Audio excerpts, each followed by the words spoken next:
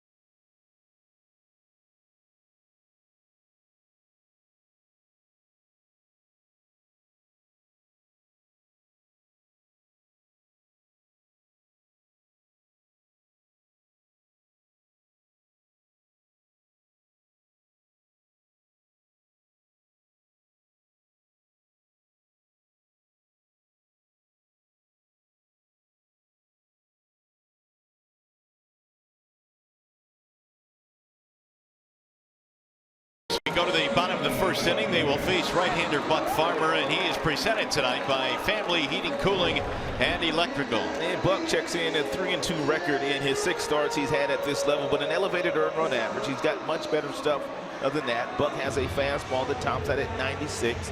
He also really improved his breaking ball in the minor league. That would be the slider, the curveball, and he's always had a really good changeup. So Buck is set to go to work here. Steve Pearce will stand in for the Jays. And the first one home is up and in. 1 ball and no strikes. And Steve Pearce, not your typical leadoff hitter. A little bit of pop. He's got 13 homers, 253 batting average. Good numbers against the Tigers this year, though. Pearce, good fastball hitter. Always has been. Spent some time in Baltimore.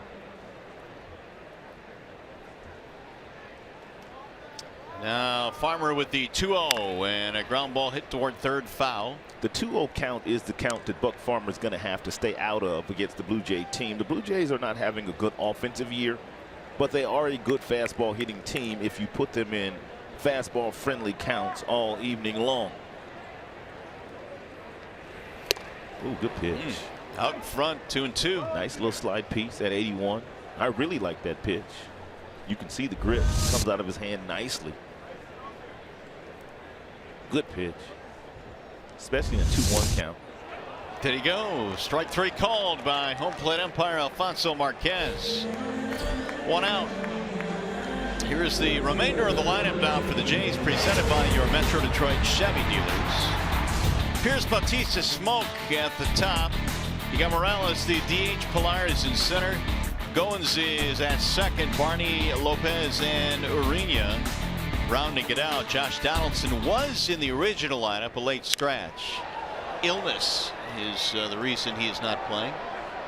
That's down the right field line, but back into the seats. Yeah, I was talking to a couple of people that follow the Blue Jays on a day-to-day basis, and they said the last week or so, They've had several players miss some time with illness. Every now and then it kind of runs through the clubhouse. Well, that's a pretty sizable bat out of the lineup for John Gibbons and the Blue Jays. John Gibbons, as a matter of fact, just got back. He missed about 5 games. He had to tend to some personal business in Texas. Swing and a miss. 0-2 the count on Bautista. And so far, Farmer's got a pretty nice breaking ball going here against the right-hand bats, and he'll need that the remainder of the game.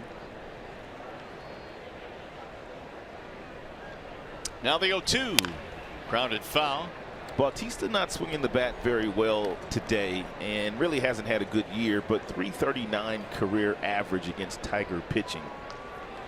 So I know he feels good about his day already. That'll miss inside as McCann held it there but did not get the call. 1-2. Bautista 21 homers, but he's batting only .205 coming into play tonight. Again, McCann holds it there. 2-2 the count. There is Alfonso Marquez behind the plate. You've got Fairchild, Ortiz, and Danley rounding out the umpiring crew tonight. Now 3-2 on Bautista. Bautista will take a walk, though. Even though not having a good batting average this year, he still will take a walk. He has a pretty good eye at the dish. Bautista, like a lot of the Jays, scuffling of late. 3-2 is a ball low, ball 4, and so the Jays have their first runner. Let's take a look at the Tigers' defensive alignment behind and Buck Farmer. We told you that Nicholas Castellanos is making his first start in right field and playing the first in the outfield since 2013. Played left field in 2013 as a rookie for the Tigers. Here is Justin Smoak, Jays first baseman, with a man on, a man out.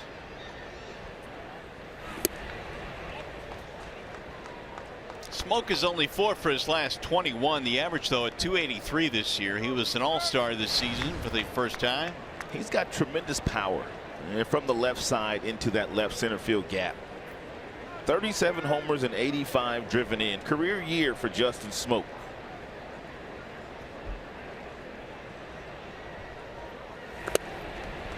Two and 0, and now Farmer falling behind another hitter. Most home runs this season. Smoak standing at 37. Giancarlo standing up to 53 now. And you got Davis and Judge at 39.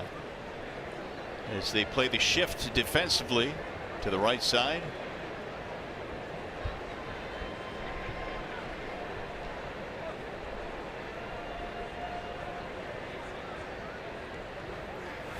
Way inside, it made him move his feet, and the count goes 3-0. And be careful here if you decide to throw Smoak a fastball. I'm sure John Gibbons, his manager, has given him the green light. He can swing if he wants to. And so if you throw him a fastball, you make sure you locate it. John Gibbons in his 10th season, second tour of duty as the manager in Toronto. 3 balls and 1 strike. Farmer, the first time he came up, you might recall, struck out 11 in his first start against the White Sox on the road. Had a lot of swings and misses in that game. And even his second start before going back down. That's outside, ball 4. Back-to-back walks now for Toronto. 2 on, 1 out. And Kendrys Morales strolling in.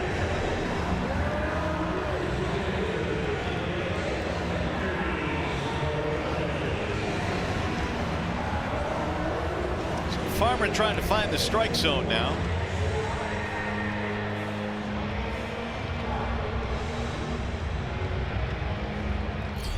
Morales, a very good double play candidate. He's got 21 of those this year.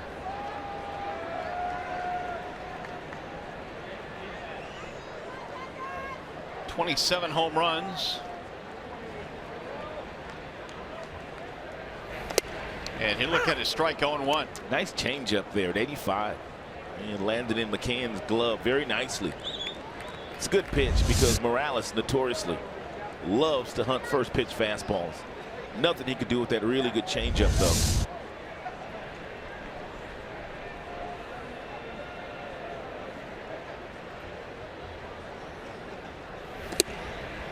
In there, a strike called on the inside part of the plate. Now it's 0-2 on Morales. Do not want to make a mistake here. No balls and 2 strikes to a dangerous hitter. You got to make sure that you make a quality pitch here. Something that Morales really can't handle.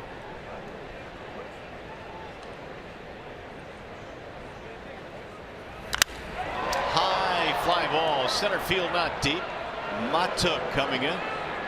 And Morales retired, 2 gone. I saw you talking to Mikey Matuk before the game today, and then I was chopping it up with him a little bit after you left, and he said he's going to have to help out Nicholas today with just about every situation in the outfield, especially a guy that has never played right field before. Yeah, you would expect he would as well. I mean, the center fielder, as we know, is the captain out there, but you've got a guy with little to no experience flanked to your left. And really, that's all you have to do if you're Nick. You simply have to watch your center fielder.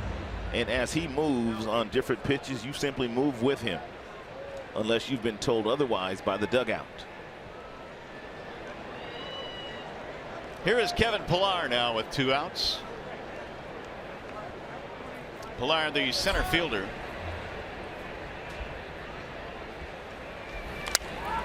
Loops one foul, back out of play. And a good center fielder. Outstanding range in the outfield for Pillar. Pillar may be in line for a Gold Glove this year. I mean, he just continues to make highlight reel play after another, and stole one from the Red Sox last week as well with a diving play. The only guy that I could think of that might give him a run for his money this year is a kid in Minnesota.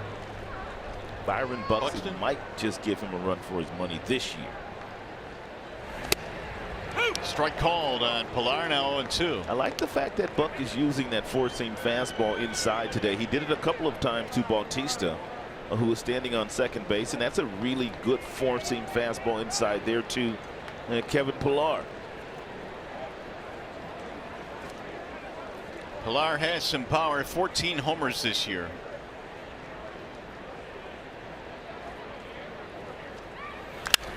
Drives this one in the air deep into right field. Castellanos going back. He'll get there, and that'll retire the side. Okay, I see you, Nick. Nick passes his first test. They'll strand a couple of walks.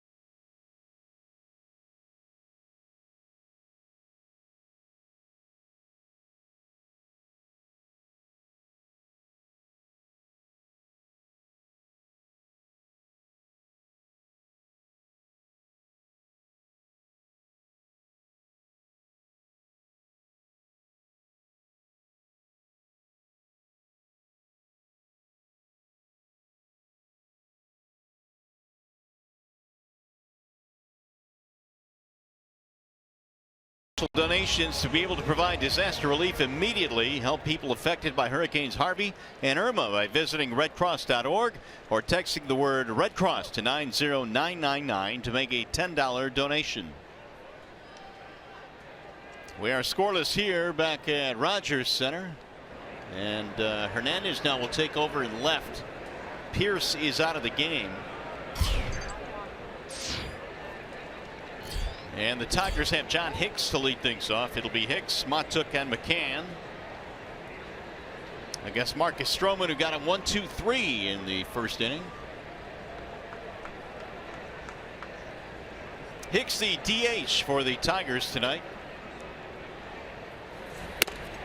That ball rides up and in to Hicks, 1-0. Since his call up, the most previous call up on July 31st, Hicks well over 300. 328 to be exact. Swing and a miss, and the count now 1-2. And Hicks has got that slightly wide open stance, and he's got his legs spread quite a ways away from him. And he'll be thrown out by the catcher, Lopez. That was a quick pitch there by Stroman. Done that a couple of times tonight.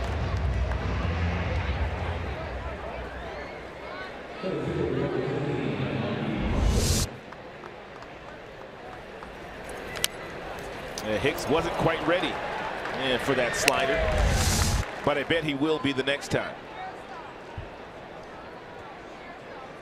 Here is Mikey Matuk. Stroman is the guy that will get a ton of ground balls. In fact, he's at about a 62% ground ball rate. Highest in the American League. Anytime the Tigers get a runner on first base, Brad should be thinking about possibly putting that runner in motion. Because not only is he thrown 62% ground balls, he's also thrown 29 double plays already this year. That's a lot. First in baseball. The 0-1. Matuk sends it high in the air to left field. That ball is hit deep. Hernandez going to the warning track. And there are two gone.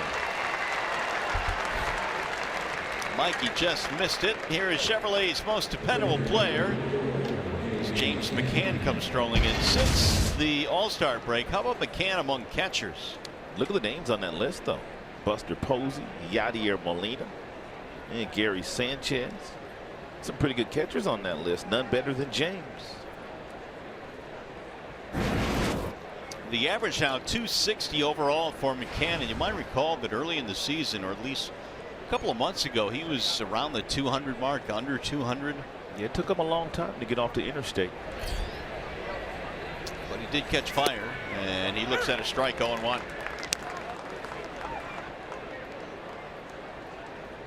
I think it's that peach fuzz on his chin. We've talked about that before. Here's Matuk talking about Stroman's motion and how he has kind of switched it up. Yeah, you got to pay attention to him. He does some things out there that aren't conventional. In some ways, Rod, he kind of reminds me of Johnny Cueto, who would do some different type things. Exactly. I was thinking of that a couple of batters ago as well when he did that to Hicks. 1 ball and 1 strike.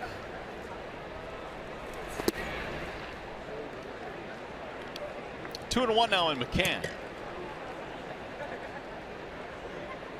And Marcus played his collegiate baseball at Duke University.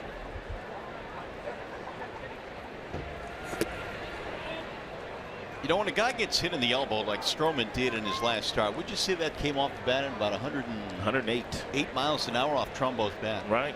You know, they said he's good to go. He said he's good to go, but you still wonder. But he's looked good so far. Hit him in the elbow, and he said that for about a minute he lost the feeling all the way from the elbow all the way down into the fingertips. It's amazing that a bone is not broken when you take 108 directly off the elbow. It's a nice look there.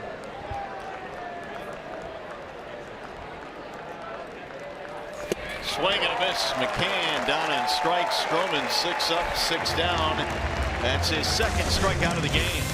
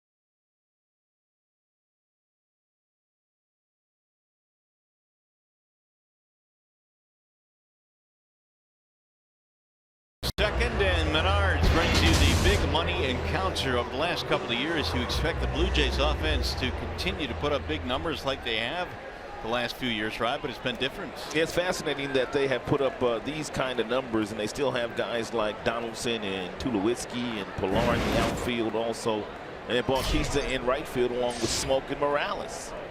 Those are pretty good bats. Yeah, Tulowitzki out of the lineup, Donaldson out of the lineup. They do have some injuries right now, but yeah, real good bats, and this season they've not been able to get it going. Ryan Goins sends a ground ball to second base, and right there is Kinsler, one gone. Buck had a couple of walks in that first inning, but got the fly ball from Pilar to close it out. Very important for a Farmer to work ahead in the count. He's got a fastball that gets up to 95. He can move the fastball around. He can cut the fastball, but it's his slider and his curveball that he improved in the minor leagues that has allowed him to get some swings and misses when he works ahead in the count. Popped up first base side. Hicks running over, or check it rather. That is Navarro, the first baseman, running over to make the play. And so Barney retired on one pitch. 2 up, 2 down here in the second. Bring up Rafi Lopez, the catcher.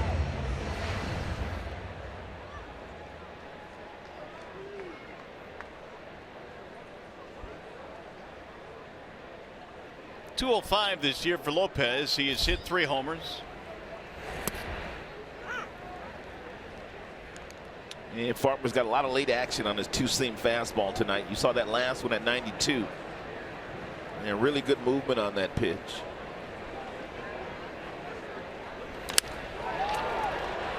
The left fielder, Romine, who is just about on his tracks. It's going to be a 1-2-3 second inning.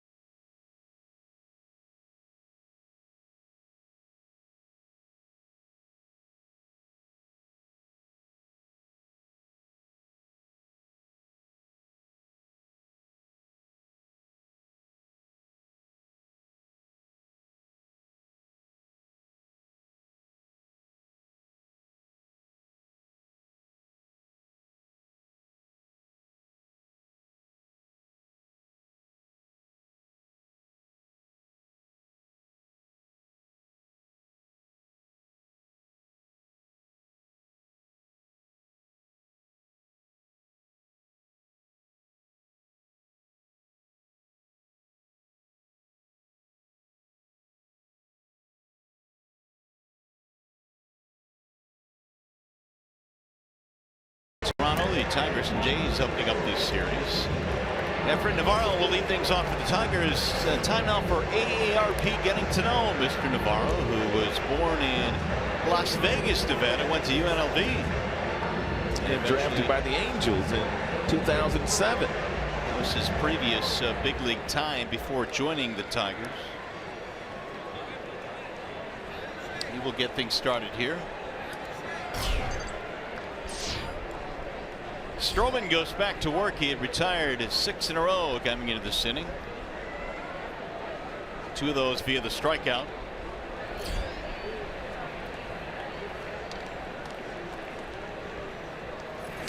Bouncer right back to the mound and flagged down by Stroman.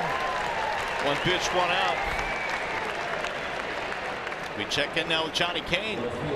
Yeah, guys, Toronto Blue Jays nor John Gibbons have said exactly what prompted him to miss 5 games, saying strictly it was personal business he had to tend to. Now, the general manager, Ross Atkins of the Blue Jays, he said, we understand this is something serious. This is something he needed in his personal life, and we're in full support behind him. I did have a chance to talk with Gibbons earlier today, and he said, I understand this is my profession, this is my job, but my #1 job is as a father and as a husband, and sometimes you have to tend to matters back home. But he did say he's happy to be back, guys. And the Jays are certainly happy to have him back. Here is Romine, and he bounces one to first base foul. I think sometimes people forget that these guys have lives as well, and every now and then you have to leave your job to get home to tend to personal family matters. I would agree with that, especially when you consider these guys go out there day in and day out for 162 and beyond. And there's their general manager, Ross Atkins. Of course, Mike Shapiro, who used to run the Cleveland Indians, is the president here in Toronto. He pretty much put those Cleveland Indian teams together. Now he's watching those Indian teams just roll. Yeah, the Tribe, what have they won now? 14 straight. 15. That is quite a team. Bouncing ball to the right side. Owens throws him out, and Romine is out of there. And they've won 15 straight games, man, without Andrew Miller. They're very talented reliever. They don't have their second baseman in Kipnis. Brantley has not played, and Jay Bruce, who they acquired from the New York Mets, hasn't played in a week, but yet they've still run off 15 games in a row. Bruce is back in their lineup tonight, and he had a big triple in that series against the Tigers recently, but he had been out. And their young players are stepping up. A little bit of a hesitation move that time from Stroman. Yeah, he does a number of different things on the mound. It's almost like Marcus Stroman gets bored on the mound. He goes from that long hesitation to the next pitch, which is a quick pitch. Bottom line, if you're the Tigers, you need to be ready when you step into that batter's box. Machado batting .291.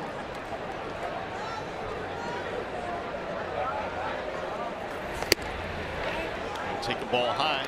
Machado has had a very nice year for a guy that is as young as he is, a guy that really hasn't got consistent reps on a nightly basis, but yet has gone out there and really held his own in his first full year in the big leagues. He'll drive this one to the gap in right center field. It'll get down and go all the way to the warning track. Cut off by Bautista. It's going to be a double for Dixon Machado, the first Tigers base runner of the night. 2-out double here in the third. Outstanding swing here by the youngster Dixon Machado. It's a 2-seam fastball that got a little bit too much plate, but he stayed with it. He let that ball travel, and he whistled it into the right center field gap. A nice job by Bautista getting over to cut that ball off. And before it got all the way to the wall, or Dixon may have had a triple. Here is Kinsler to try and drive him home.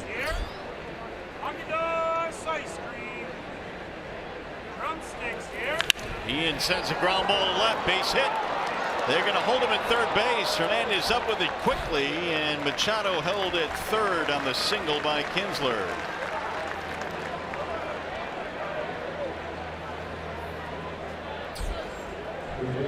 Back-to-back hits for the Tigers here in the third. And nice job here by Ian jumping on the first pitch fastball, but the ball hit so sharply that there was absolutely nothing that Dave Clark could do as far as sending Dixon Machado home. Dave basically held him up before he even got to third base. Now it was actually a breaking ball that Ian Kinsler jumped on, a hanging breaking ball thrown by Stroman. Here is Candelario, who grounded 6-3 his first time up. Hit that ball hard. And did Candelario. He appears, Ron, to have a swing from the left side that is built to hit the ball to the gaps in left center, hit the ball in the opposite field. Yep, and he also will have some power later on. Once he kind of learns the strike zone and when he kind of learns to go for the home run, he can hit the ball out.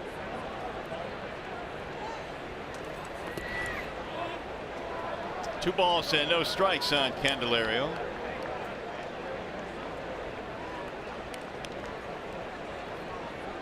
Stroman's first traffic of the night, a double and a single.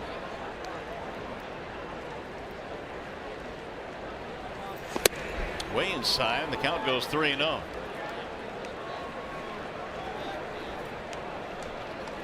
Castellanos on deck.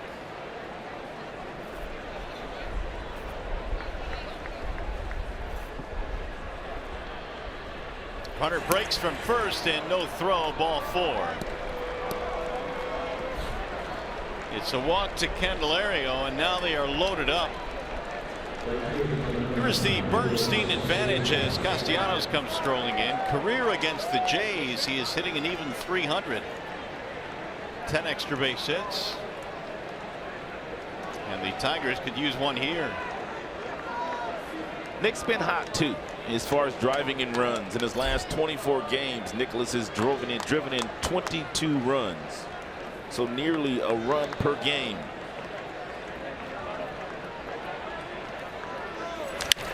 Sends this one high in the air to center field.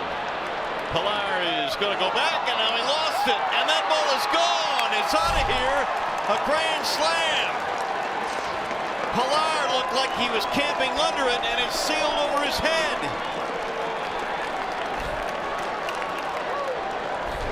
A grand slam home run for the Tigers.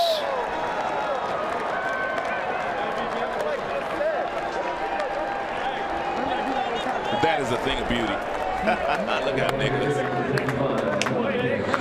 His first at bat, he drilled one to center field that was caught. Yeah, he did. I don't know what Pilar was doing there, but that thing was over the fence. When that ball went up, I did not think it was going to carry out, judging by the way that Pilar was playing the ball in center field. But Pilar, he never saw the ball. Here is Hicks, and he looks at ball 1. I was watching Nick take some batting practice today, and he was hitting balls into the seats in straightaway center field and left field with regularity today. Had a feeling he was going to do something special. Here's a ball high, and the count goes 2-0. Nicholas loves that first pitch fastball anyway, and that one's right down the middle. And a lot of times those absolutely do not make it to the catcher's glove. There's Pilar camping under it, and now you can see he never saw it. He threw his arms out there. That is the first Tigers grand slam since the 12th of August when McCann hit one. Strike called on Hicks, 2-1. Tigers lead Stroman and the Jays 4-0. There's a high towering fly ball to left. Hernandez waiting under it, and now he lost it, and it's going to drop in. What in the world is going on? He looked like he was camped under it. Goes to base hit. I mean, when you look up right now, I mean, it's that time of day where you need some help if you're the outfielders. When the balls go up because of the way that the sky is looking right now. You have to point out the balls if you're the infielder, and that's 2 balls right there that have been lost. And Hicks should have been on second base. But Hernandez not showing any signs that he can't see the ball. He must have thought that Kevin Pilar was going to make that play. We'll bring up Mikey Mata.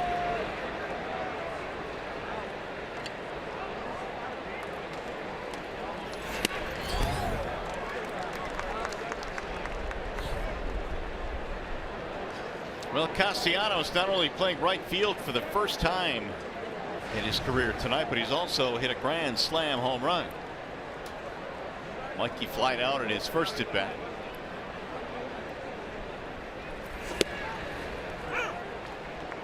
You know, I took Castellanos today because you gave all those great numbers on our call this morning when he was batting 4th. But then he was batting 3rd, and I'm thinking to myself, maybe I won't take him because he's batting 3rd and not 4th. Then I thought better of it. Let me take him anyway. And he got me a grand slam. Here's the 0-2. That'll miss inside. 1 ball and 2 strikes. Well, when you look at what the Tigers lineup is like now without Miguel Cabrera, Castellanos has really become the anchor regardless of where he's hitting. He was hitting .364 cleanup, but 3rd tonight, and he pounds one over the wall with the bases full. Here's the 1-2. Straight back.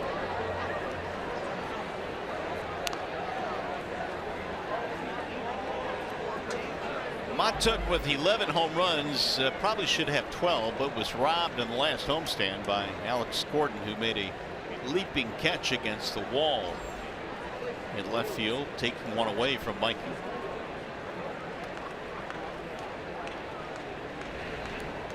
Here's the 1-2 again, ground foul. Stroman really has been pitching some outstanding baseball in his last 13 starts, an ERA of 2.37. So he is definitely the ace of their team. Tigers have touched him for 4 here early today. There's those numbers I just mentioned on Stroman.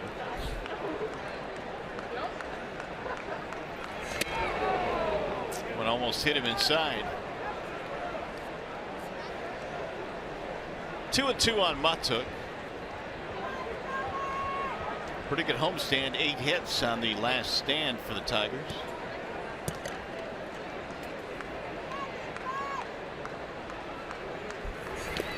And that'll dart low and away. Slider in the dirt, and Mikey laid off 3-2. This all started with a 2-out double by Machado. Looked like Stroman might go 9 up, 9 down. He retired the first 8 straight.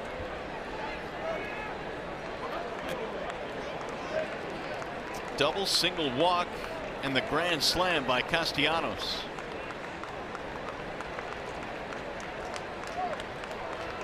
Runner going, and a ground ball left side, deep in the hole. Tough play, off balance throw is on target. Hicks will go to third. That'll be an infield single for Matuk. It's 5 hits for the Tigers here in the 3rd frame, and they're looking to do more damage. And nothing that Orioles could do here, not with the speed of Mikey Matuk running. And because he threw that ball all the way across the diamond and did not have a play, that allowed Hicks to go over to third base.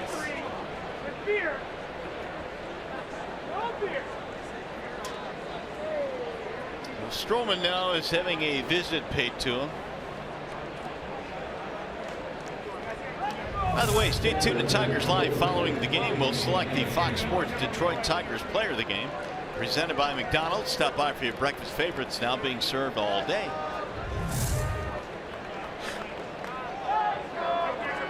Stroman, you might recall, had a tremendous World Baseball Classic. Campos starting to warm up their bullpen. In fact, he was really good against Puerto Rico in the final game when the Team USA won the World Baseball Classic.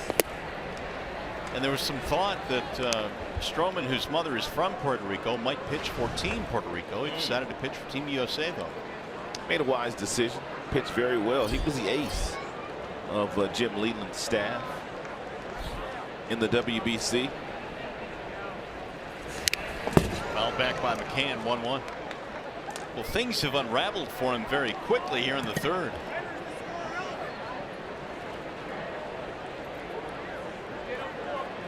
Nine batters in this inning.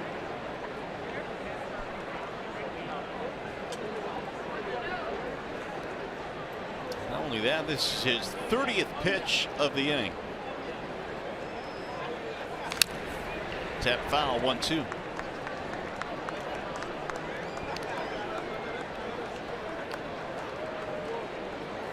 He's going to throw James McCann that slider down and away, and to see if he can get James to chase it. If you're Hicks on third base, you have to read the ball in the dirt. If it does bounce away from Lopez, the catcher, and you want to be able to score.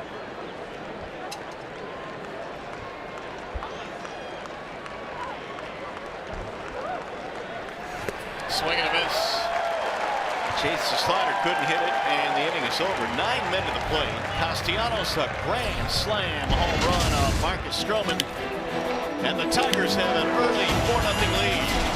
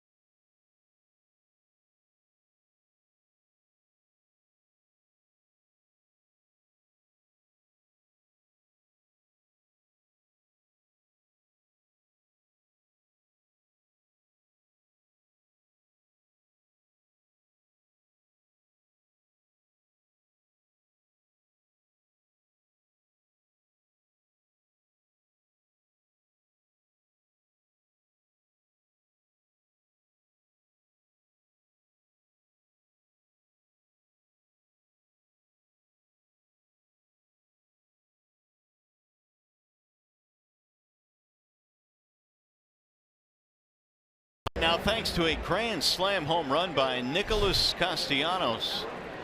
Marcus Stroman to dead center field. Now a lead torque with for Buck Farmer.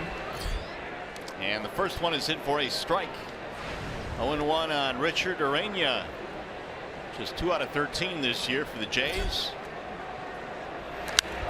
He'll spray that one foul back out of play. 0-2. Farmer had a 1-2-3 second. Walked a couple of batters in the first with no damage. The 0-2.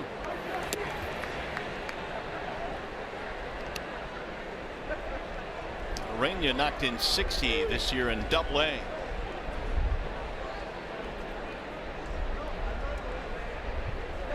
Now the 1-2.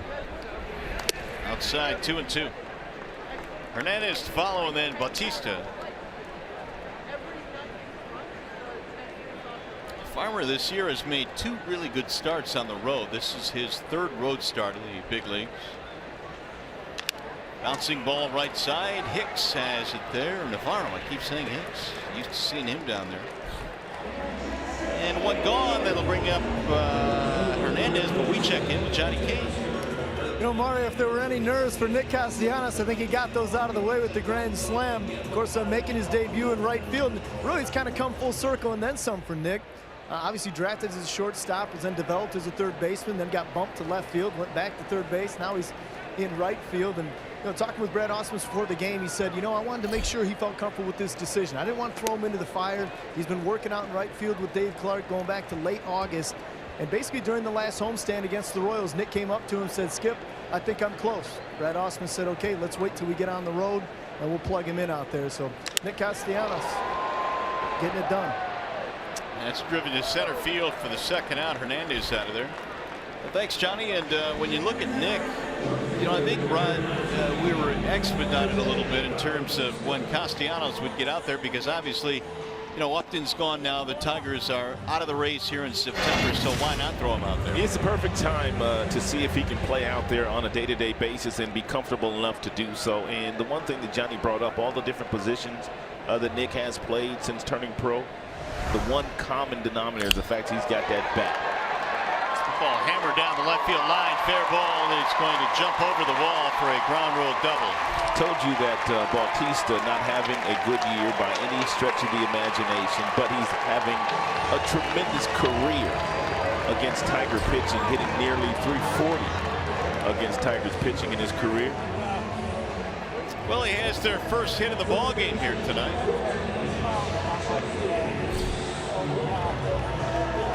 And it's going to bring up Justin Smoak. It'll bring McCann out to the mound as well.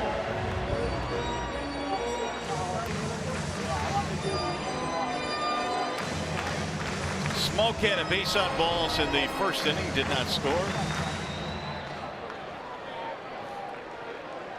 .283 batting average.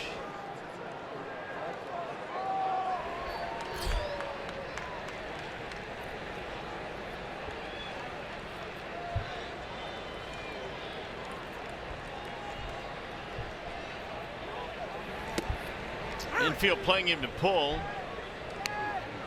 Kinsler way deep at second base. Lone member on that side of the infield, Jamer.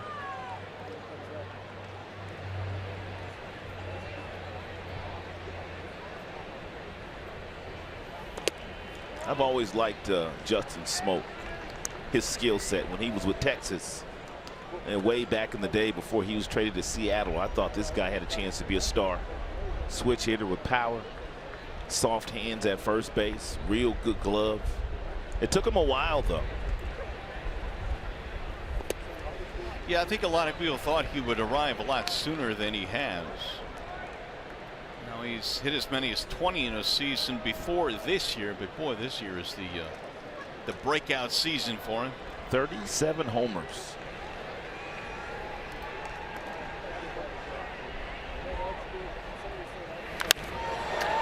Towering fly ball right center field. It's going to be Castellanos coming in. Nick calling and catching, and that'll be it for the Jays here in the third. No runs, double, one stranded.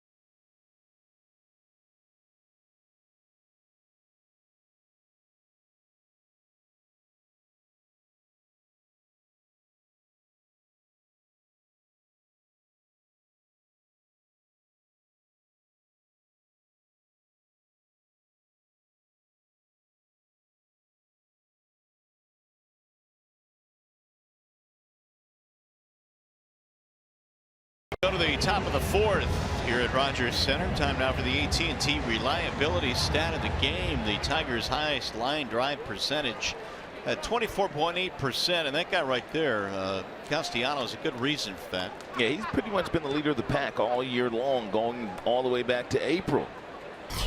He has hit 2 rockets tonight. One of them went over the center field wall for the grand slam. Ooh, nice little two-seam fastball there. Yeah, from Stroman. He started that ball right at the right knee of Navarro, only to catch the inside corner. Doesn't appear that Stroman throws a 4-seam fastball. Changeup low and away. The count levels now. 1 ball, 1 strike. Navarro hit one right back to the mound his first time up. He is 0 for 1. It's amazing how things can turn as quickly as they can in a game. Stroman had retired 8 straight, was cruising along. Number 9 hitter up, Dixon Machado. He doubles. And then it was off to the races. Single, walk, homer, single, single. Swing and a miss. 2-2 on Navarro. Miggy scheduled to return tomorrow for the listen, Tigers. In light of maybe Castellanos, that huge home run. 2 balls, 2 strikes.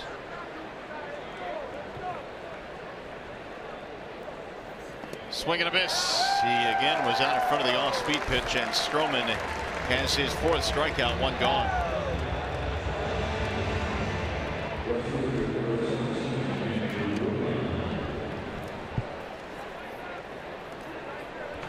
Just a reminder, as you enjoy a cold one, to look forward to Miller Time later in tonight's game, brought to you by Miller Lights.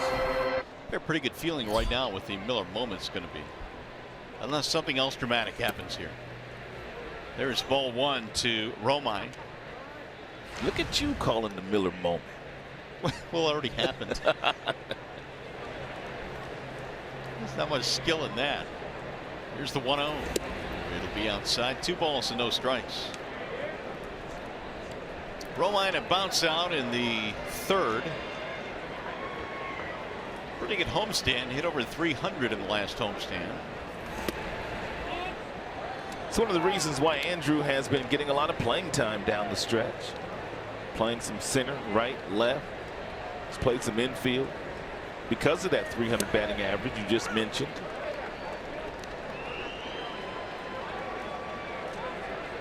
We got him out in left field today. Here's the 3-1 pitch. Chopper up the middle.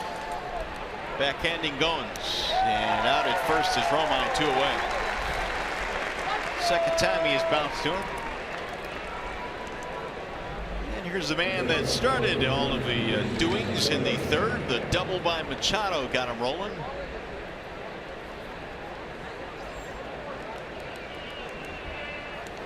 You know, Dixon, Rod, I mean, when you look at the player he is now compared to the player that came up 2 years ago, I mean, the glove has not changed. It's always been very good, but he's a little bigger, he is a little stronger, but he seems more polished hitting one. And also a lot more confident as well that he could play at this level. Not an easy thing to do for someone as young as Dixon to come up here and to spend the entire year but yet not get consistent playing time, but when called upon did a very nice job every single time. Well, when you look forward to where Machado might be on this team, you know, the fact that he played a little bit of second base, you know, he played that very well. He can play third, can play short. He really has played all the infield positions for the most part. And Brad has not been hesitant to use him anywhere. Now Stroman with the 0-2. Did not go. Stroman was already halfway to the dugout. I guess he thought that Dixon Machado swung at that slider. And they checked with Robert Ortiz, the first base umpire. He said no. Chopper to the shortstop. Arena is on the move, and out is Machado. Going to be a 1-2-3 inning for Stroman.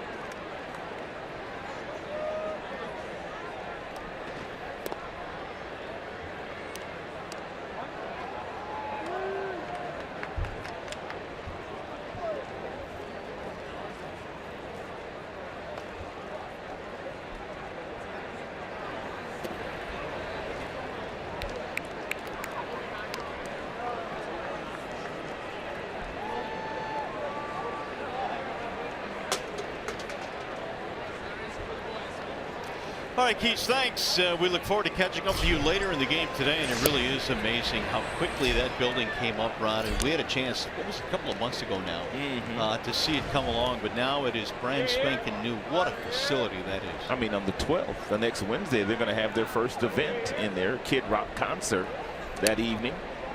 How about John Keating? He's having a lot of fun tonight. Where do you say, the Players Club? Yeah, the Players Club. Players Club. We will join Keats a few more times throughout the course of the night, giving us a preview of Little Caesars Arena. What a venue. 3-1 the count on Kendrys Morales, who leads it off for the Blue Jays and pops it up. Who's going to take it? And it's going to be McCann, and he holds on. Had to circle the wagon a couple of times, but James made it. He didn't see it off the bat, did he? Nope. And then he had to push Morales out of the way. It's tough. We've already watched a couple of Blue Jays not necessarily pick it up. Oh, Buck said, I'll catch it if you're not going to catch it. You got to love those pitchers, man. They come running in. Buck was going to catch that ball. They are not going to give up an ounce. Nice play by McCann, who finally spotted that ball. Here is Kevin Pillar. Swing and a miss. Awkward swing there. 0-1. Pillar flying to right field. The first chance that Castellanos got tonight to field his position out there in right. Ground ball right side. Kinsler. 2 up, 2 down. The only hit that Buck has allowed tonight, the double by Bautista, ground rule double in the third. That's it. Yeah, Bautista ambushed him on that first pitch of that at bat, the last half inning.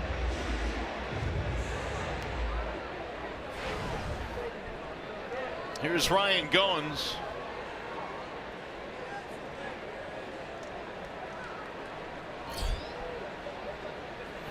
He grounded to Kinsler in the second.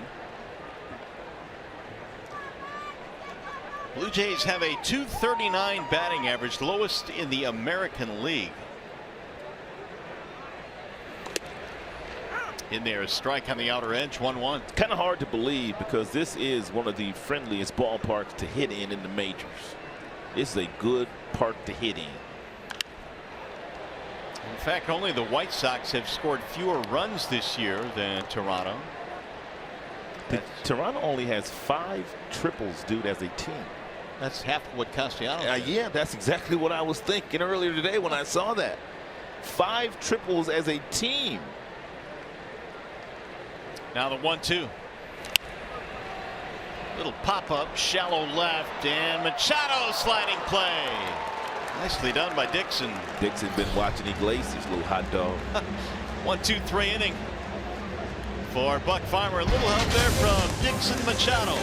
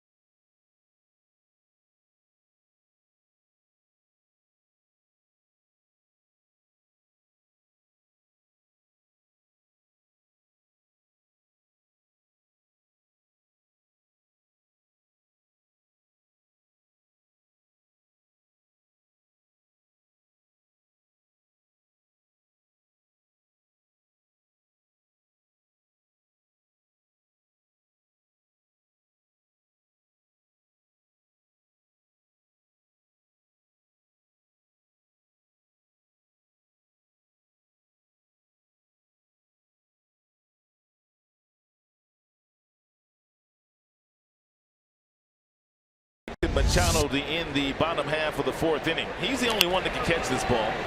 And Jamer wasn't going to get there. Romine wasn't going to make the play, so he got there. Nice little slide for the 3rd out of the inning. It's already doubled and made a nice defensive play. Tigers have the 4-0 lead, courtesy of the grand slam by Castellanos. We're seeing Kinsler to get it started for the Tigers. Rolled foul right by Dave Clark. Kinsler had a single, scored a run, came around on the slam by Nick in the 3rd.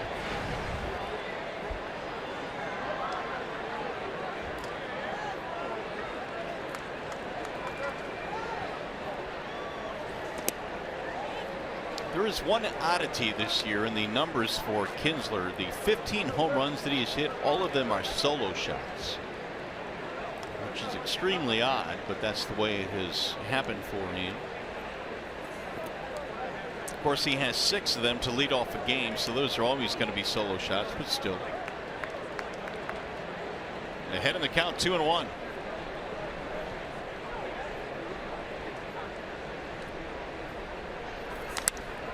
To the second baseman on one hop, Goins. We had a nice conversation with Brad in his office today, and he was talking about Jamer Candelaire and the fact that he swings the bat from both sides. Mostly low ball hitter from the left side. There's a double at home. That was the last homestand. Batting right-handed, he likes the ball up in the strike zone, but you look at the swings. Real nice balance, firm front leg. That allows the ball to get in the hitting zone, the bat to get through the zone, and this guy can do it from both sides of the dish. Told us that when he was 5 years old, his dad moved the family back to the Dominican Republic and opened up a hitting facility, a baseball academy. So that's pretty much where Jamer grew up. He's got a nice swing. Said his dad worked long and hard with him on switch hitting when he was a kid.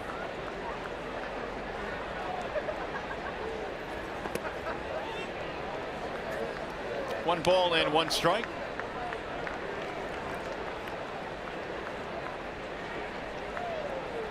Those are numbers between Chicago and Detroit, those splits. Is there a certain type of kid, Rod, when you look at young kids, when you teach young kids, is there a certain type of kid or certain type of swing that you would suggest trying switch hitting? Well, kids usually that have speed. First and foremost, I think that is the one thing that most people, when they do have somebody that is very, very fast and they might be struggling from one side or another. Say you have a right-handed bat, like a Buxton, for instance, right? And he's very young, the center fielder for Minnesota, a guy that can run that well but struggles against right-handed pitching. You would think about turning him around to the left side to give him more of an edge from that side. But a lot of times it's not done in the big leagues. It's done down in the minor leagues or even high school or college. But usually it's a kid that can really run. 2 outs now for Castellanos. Nicholas has hit the ball hard twice tonight, once on a line to the center fielder, the other time over the wall. In center. With the bags full. Nick has 21 homers now, and the majority of Nick's home runs this year have either gone the opposite way or to center field. Tremendous amount of power in that direction. Barney cuts it off third, throws him out, and it'll end the inning, and 1-2-3. They go in the 5th inning. You're watching Tigers baseball on Fox Sports Detroit, presented by Bell Tire.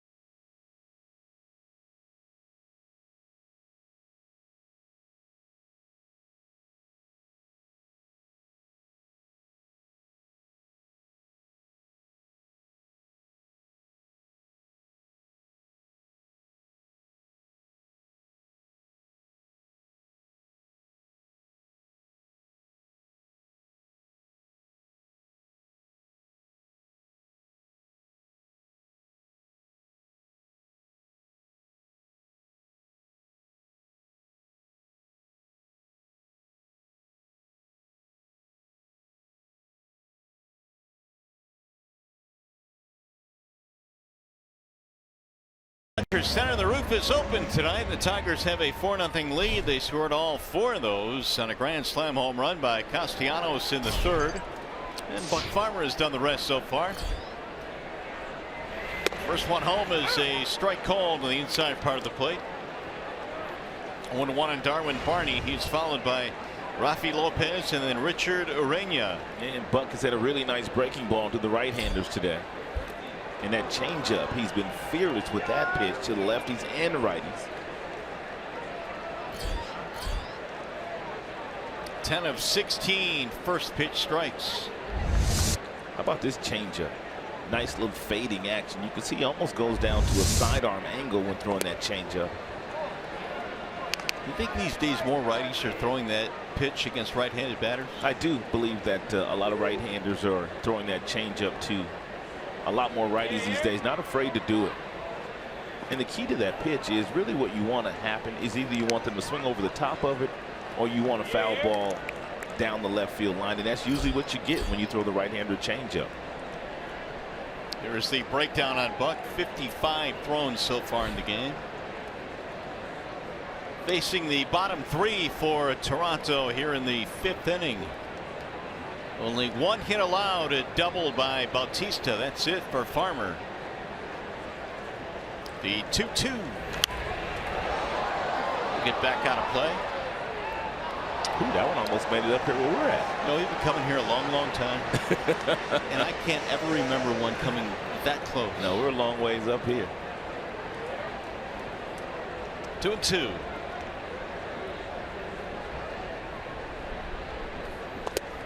Got him, strike 3. Barney caught looking. Good 2-seam fastball there by Buck.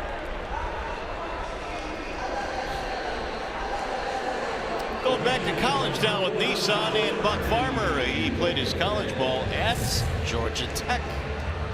He was 33-13 with a 3.15 ERA career at Georgia Tech. Real name is George. Is that why he went to Georgia Tech? No, I don't think so, but real name is George.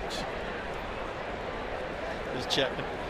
Here's Lopez. He looks at a ball. That is only the 2nd strikeout for Farmer. The first one he had was the first batter of the game. Not a bad thing for Buck. Pitching to a lot of contact, a lot of weak contact so far. Working very quickly. The infielders and the outfielders on their toes. You love a guy on the mound that's working quickly and throwing strikes.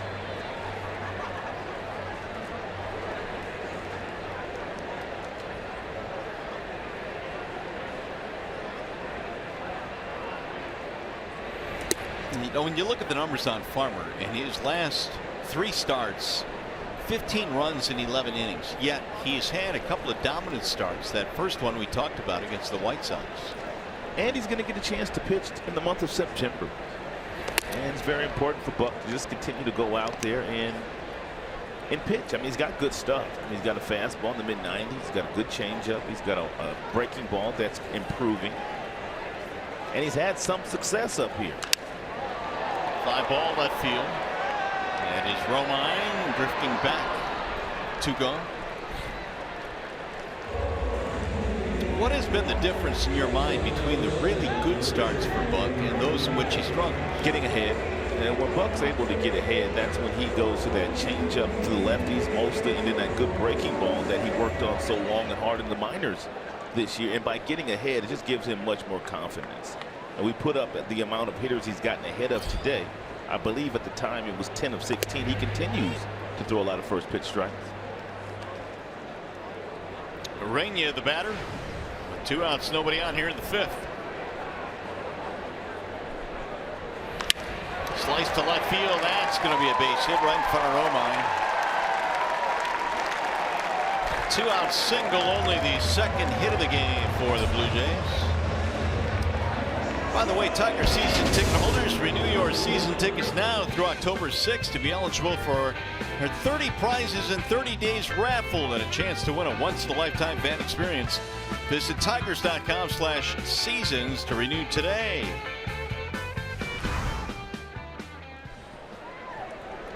Here's Hernandez, the top of the lineup.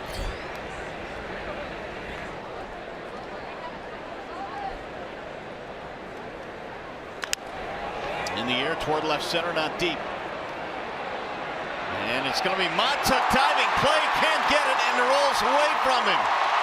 A run will score, and into second goes Hernandez. It's 4-1.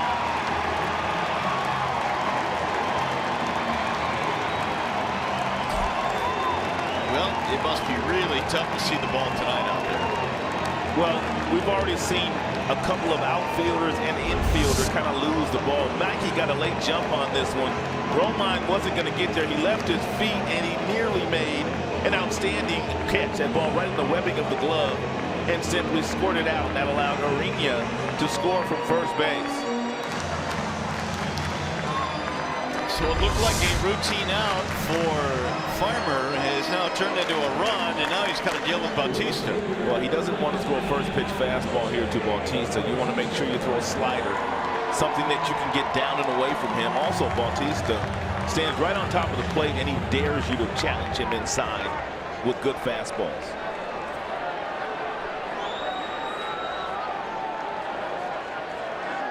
Double and a walk for Bautista.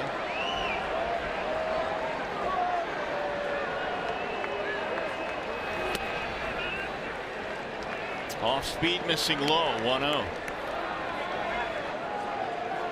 Here's that look of Bautista. You can see that he is right on top of the plate. Watch his hands. I mean, they're going to be resting comfortably right over the plate when he gets set. A lot of times you'll bust guys inside with fastballs when they're this close to the dish.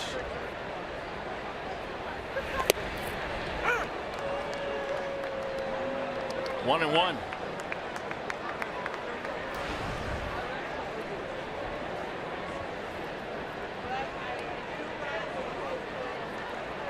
Three hits now for the Jays.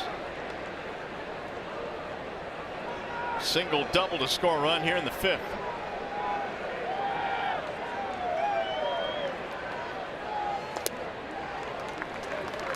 When you're a hitter and you stand on top of the plate the way that Bautista is standing right on top of the dish, what you want is you want this ball that's on the outside of the plate here. You want that ball to almost look like it's right down the middle, maybe not that far off, but right on that corner. You want that one to look like it's a strike. And a pick off at second gets him out of the inning. So Farmer will not have to deal with Bautista. Hernandez is picked clean at second base. Nice play, inning over.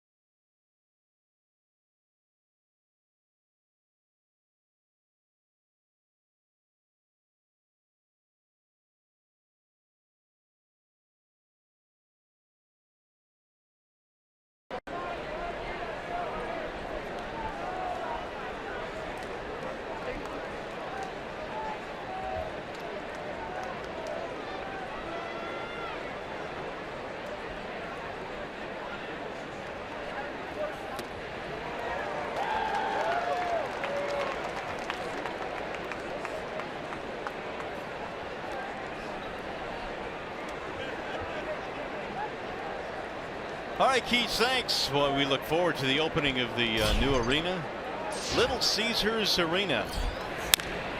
Hicks banks it off his leg. It's the second time he's done that here today. It'll be Hicks, Matuk, and McCann in the sixth, facing the right-hander Marcus Stroman. And one thing John Hicks has done, man, he has really played well when he's come up to the big leagues. 5 different times he's come up this year. And every single time he comes up, all he does is hit.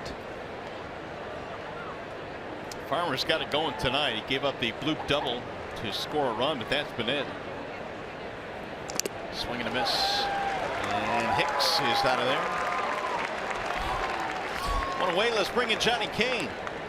All right, boys. Well, if I hadn't seen it, I wouldn't believe it. But I'm standing right there in the approximate vicinity of where the longest home run ever hit here at Rogers Center. Manny Ramirez, back with the Boston Red Sox, June 3rd, 2001, launched one 491 feet up here into this is above the second deck, Rod. This is all the way up here in the 5th level.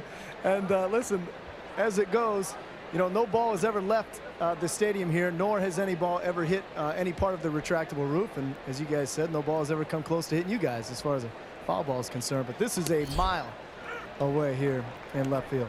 Johnny, you look a little uneasy up there. I look what? Uneasy. I'm okay. You got a little vertigo going on up no, there? I'm actually okay with that kind of heights. We are trying to go to the CN Tower tomorrow. Now that'll be a different can of worms. Really? Good luck with that. Good luck. This is okay up here in the 5th level. That's some kind of blast. 491. It's nuts. Mott took the batter. Little miss outside, and the count on Mikey now is 2 balls and 1 strike. Of course, this year there's been several balls hit by a couple of different guys that have gone better than 390 feet. The 2-1. Actually 490, right? 490. Yeah. Sanchez, remember the one he hit at Comerica Park? Right. Gary Sanchez. And his buddy Aaron Judge has hit a few that far this year. Gallo, kid in Texas. 2-2 on Mikey. Speaking of home runs, Matuk hit his first career homer right here in this park. Like he said before the game today, he loves hitting here, and he has good memories of it. He hit it off Mark Burley. And then later in the season came back here against Toronto and hit another one off Burley. So he sent Burley into retirement. Pretty much. Right to the third baseman Barney, and dug out at first, 2 gone. So Stroman now is settling in after that horrific third.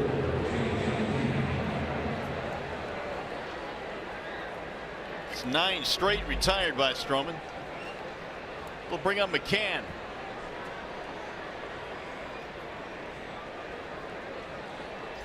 James has not been able to gauge Mr. Stroman tonight. He has fanned twice. He got him both times on that slider. And James having a difficult time picking up the slider tonight from Marcus. So if you're James, you want to get on that first pitch fastball. He hung him one right there.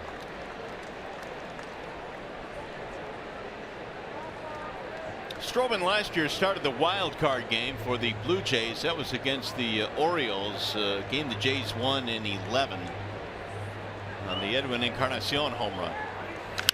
There's a line drive to left center, base hit. 2-out single for McCann. Buck Showalter took so much grief last year. He should have too. It's a 90-mile-per-hour slider, and that James puts a pretty good swing on.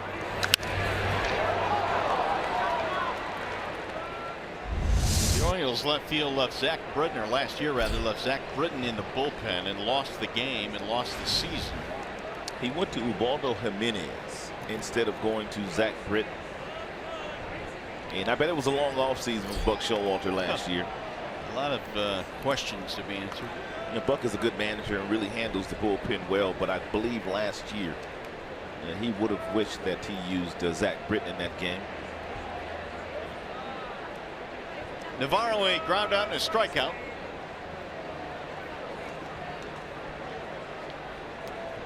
So 9 straight retired prior to that single by McCann. A little low.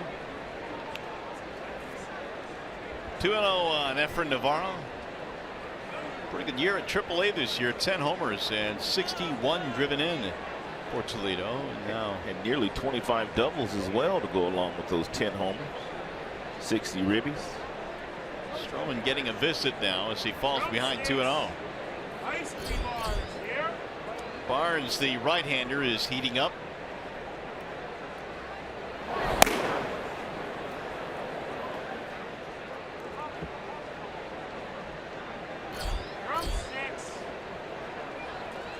.92 for Stroman. That rough one in the third, where the Tigers scored 4 runs. He threw 31 pitches in that frame.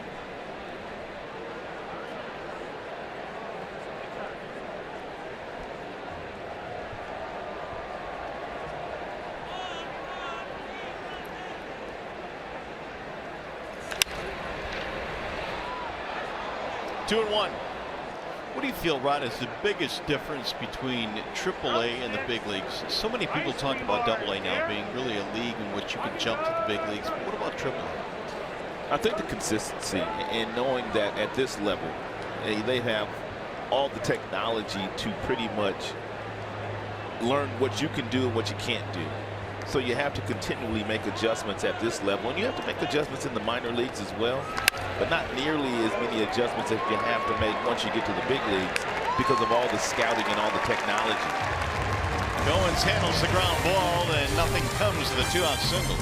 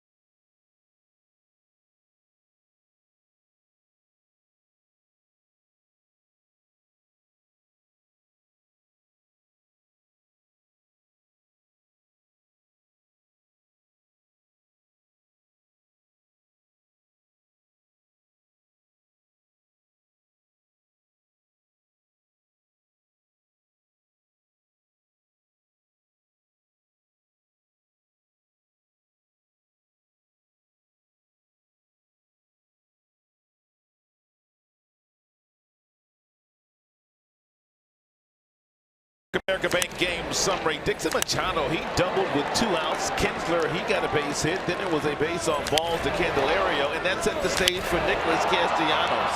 His grand slam, his 21st of the year for Nicholas, and they got back on the board themselves in the 5th. And bloop double off the bat of Hernandez with Orina running from first base, and that's where we sit right now. 4 for the Tigers, 1 for the Blue Jays. And Jose Bautista leads it off in the bottom of the 6th. Bautista, Smoke, and Morales, middle 3 in the lineup. Buck Farmer back to work. The 1-0 pitch. A swing and a miss. Good pitch. Took a little bit off that slider. That one was at 79. And Buck usually throws that slider about 82, 83. Strike called, and Bautista thought it might have been a little bit inside. Buck has gone in there with regularity with that 2-seam fastball to Bautista all night long. He might double up in there again.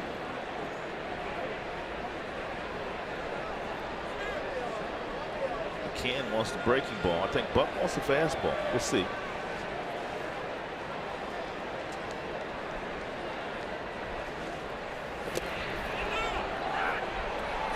He went around. It'll get away from McCann. Bautista is safe at first.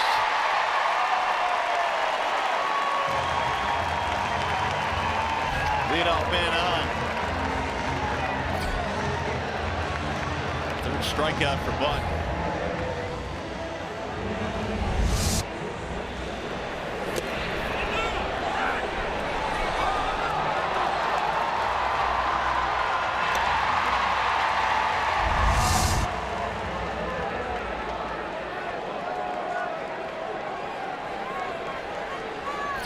Here is Justin Smoke.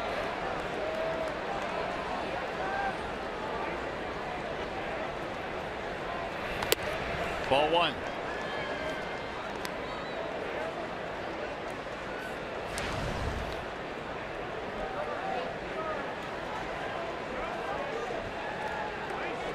Smoke had a base on balls in the first. He flied out in the third.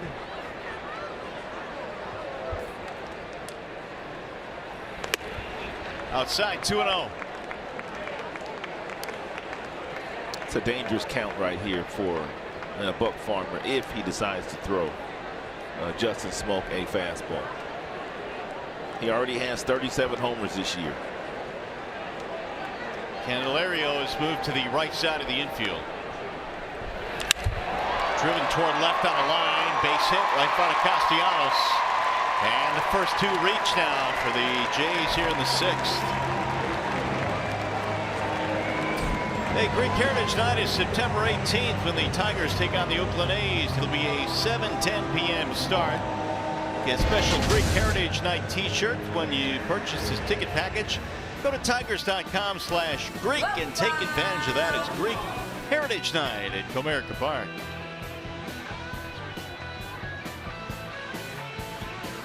By the way, they ruled that a strikeout pass ball to allow Bautista to reach. So now danger time here with 2 on. Tying run coming to the plate for a guy that can hit some homers. And Rich Doobie going to buy a little time as the Tigers get some activity down in their bullpen.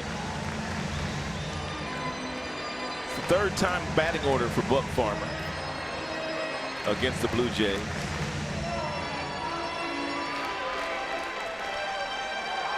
Buck really only had one of their trouble submitting. That's when they got a run in the fifth, but he picked off Hernandez at second to close out the inning. Now here goes the numbers for Buck. I mean, you can see the numbers don't jump drastically in third time through, but there are a lot of managers in baseball these days and a lot of front offices that will not allow the starting pitcher to face the opposing team that third time through. They just feel like the team's already had a couple of different looks at you, and they'd rather go to a fresh arm. Tigers have a couple of fresh arms in their bullpen right now. Strike one on Morales. How many double plays did you say he hit into earlier this year? 21 on the season. We'll take number 22 right here. Looked pretty good.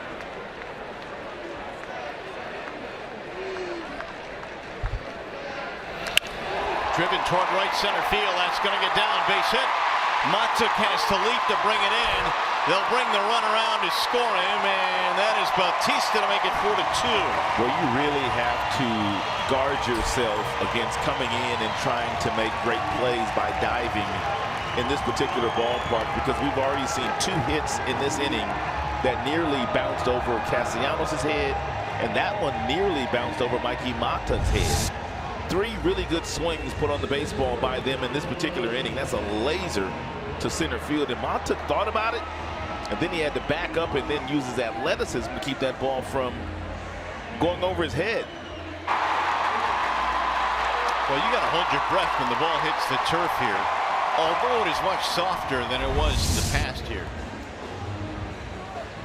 And now they've got runners at first and second, and that's going to be it for Buck Farmer. Here comes Brad Ausmus. So a little bit of bad luck for Farmer, because the first man reached on a pass ball on strike 3. And now Farmer will depart the scene. And the first run that Buck gave up in the game today was on that bloop double in the outfield that Mata couldn't get to. Wall side windows pitching change. Drew Verhagen coming in.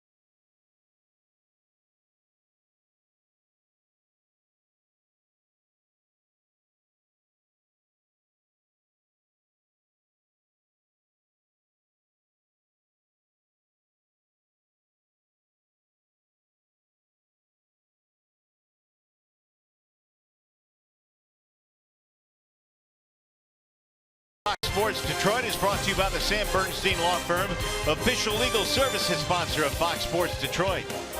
Bell Tire, for tires and auto service, everybody needs a Bell Tire guy. And it's the Chevy Labor Day sales event right out the summer in a new Chevrolet. Find new roads at your local Chevy dealer. Back here in Toronto, the Tigers' lead has been chopped now. It's 4-2. They have 2 on. Nobody out. Drew Verhagen coming out of the bullpen for the Tigers. And last 5 innings, 5 outings for Verhagen, pretty good. Earned run average at about 338. Got a good arm fastball, gets up to 96.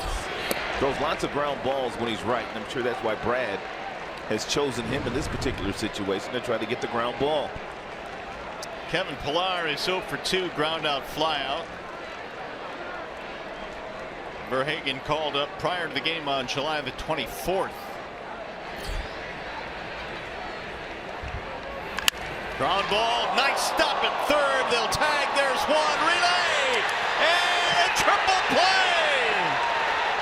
Candelario starts a 5-4-3 triple play. Brad put him in to get a double play, and he got a triple play. How about that? He went one better. What a play by Candelario. It sure was. Gotta love it. How about that for some excitement? How about this? Do it, Candy. 1, 2, 3. Ian turned that thing over in a hurry, didn't he? Awesome. 4-2. Tigers hold on to the lead.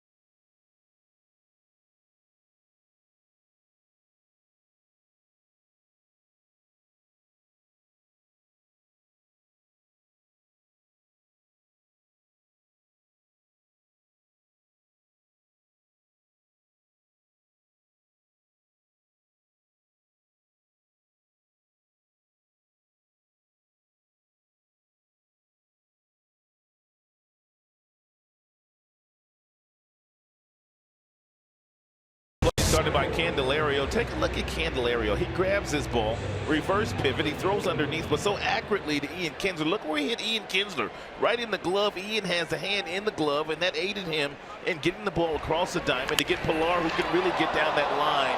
And what a wonderful play.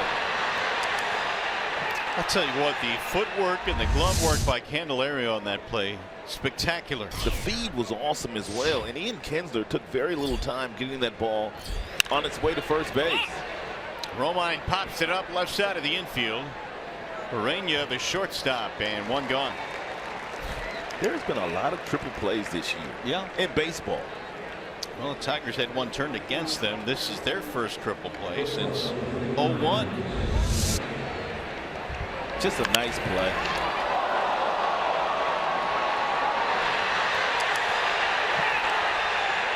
Look at Verhagen. And you know what? It's not like Pillar is an extremely slow runner. No. I mean, they had to get rid of that thing quickly. And everything had to work in precision as well. The throw by Candelario, the turn by Kinsler, the stretch by Navarro. Nice play by Barney at third base, and Machado is out, 2 gone. Barney got a pretty good arm over there. So you go back to 0-1 for the Tigers' last triple play against Seattle.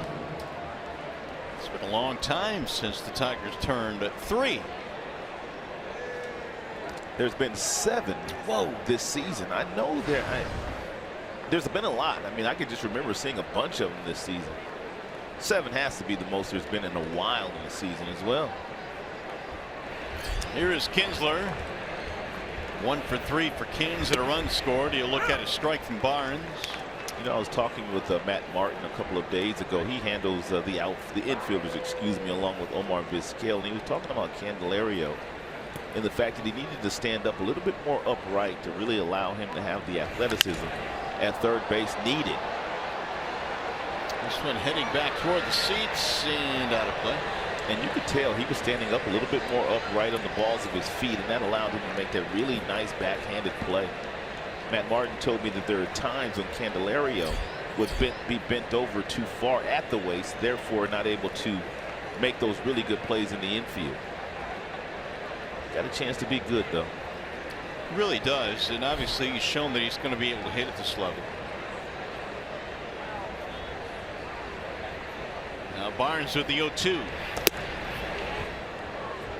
Just missed 1 and 2 now on Kinsler. Golden opportunity for the Blue Jays goes by the wayside thanks to a triple play. Tigers still lead by 2 in this one. Verhagen was pretty much hurt all of last year for the most part, only 19 games total, but the year before that, pitching out of the bullpen, he threw a ton of ground balls for Brad, and I'm sure Brad had that in mind. And when he summoned him out of the bullpen with nobody out and a couple of runners aboard. You think Buck Farmer happy? Buck Farmer's real happy. That's going to keep his win in line.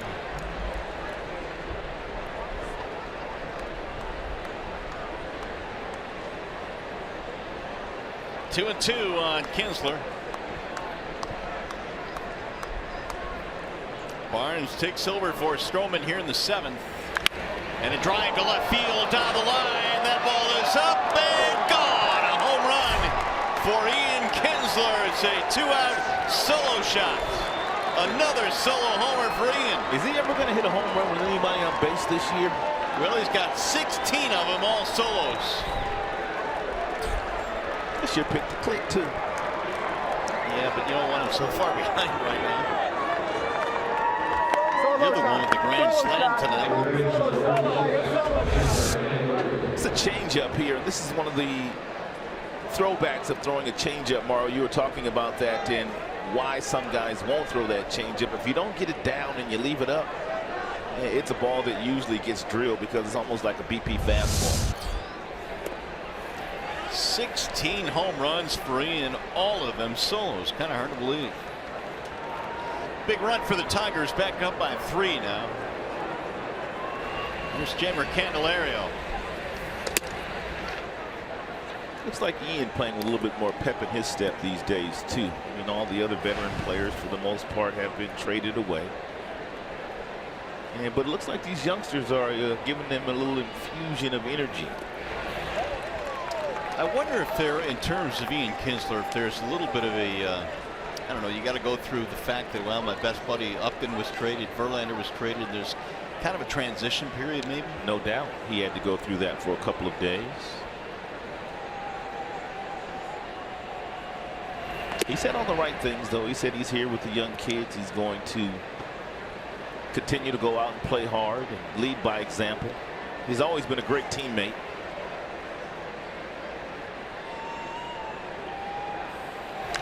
Candelario skies one to center field. Pilar waiting under it, and that'll retire the side. Tigers get another run on the homer by Ian Kinsler, a solo shot. And coming up, the McLaren Health Plan 7th inning stretch.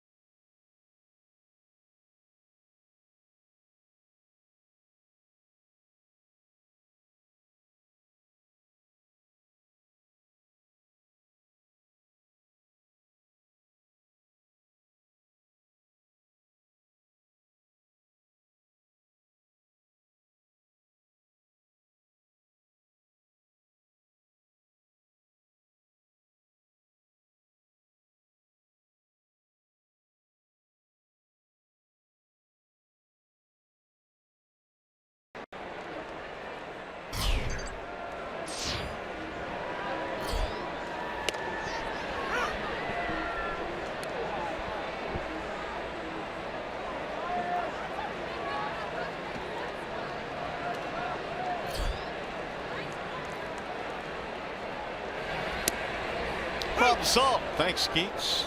We look forward to visiting the new Little Caesars Arena. One of the things, Rod, that I really am excited to see are the gondolas on each side, kind of a throwback to the old NHL barns. That scoreboard too. Good one, yeah. is amazing. I mean, and something else with that scoreboard. I mean, when you're sitting down, you'll be able to see under. They got underneath where you can see. You don't have to be on the side to see the camera. Right. The television. There's a ground ball, base hit right field off the bat of Goins. These Blue Jays are not going to go quietly here tonight, are they? Last couple of innings, they've had runners on base every inning. By the way, the first Wings game October 5th against the Minnesota Wild at the brand new Little Caesars Arena. Well, Goins aboard now as we start things in the bottom of the 7th. That'll bring up Darwin Barney.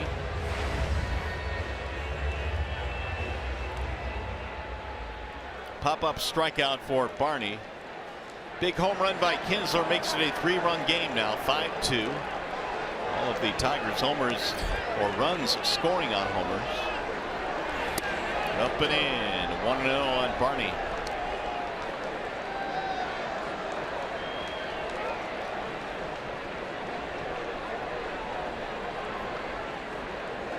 Verhagen came on, got the triple play in the 6th inning. High fly ball to left, shallow. Here comes Romine. Here's our Bill Tyer pitch by pitch. And before he departed, and for the most part, Buck Farmer pitched 5 really good innings. He had a really good changeup. He had a good 2-seam fastball, about 92. He was ahead of most of the Blue Jays all night long with first pitch strikes. Just a real nice outing for Buck Farmer. And I think Brad got him out of the game at just the right time. Numbers on Farmer tonight: 5 innings, 5 hits, 1 earned run. Good work. Tigers going back to the bullpen now. Verhagen leaves. There'll be a wall sign windows change. We'll be back.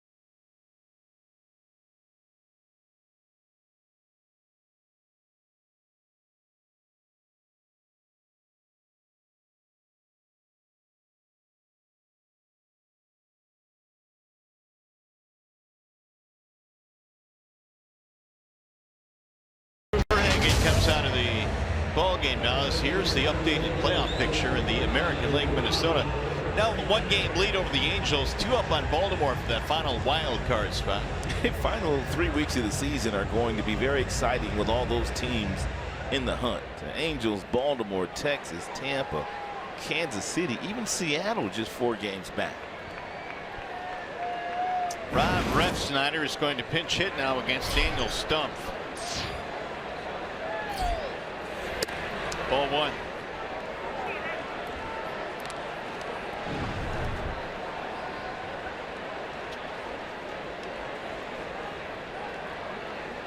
Numbers on Stumpf this year: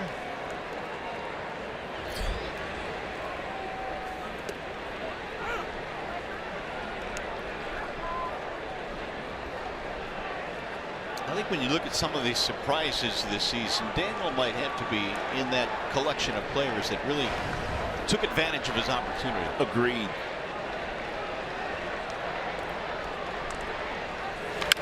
Chopper to the second baseman. Kinsler, Machado, relay, double play. Tigers have turned a triple play into double play tonight. Nice job by Stumpf. You're watching Tigers baseball tonight, presented by Bell Tire.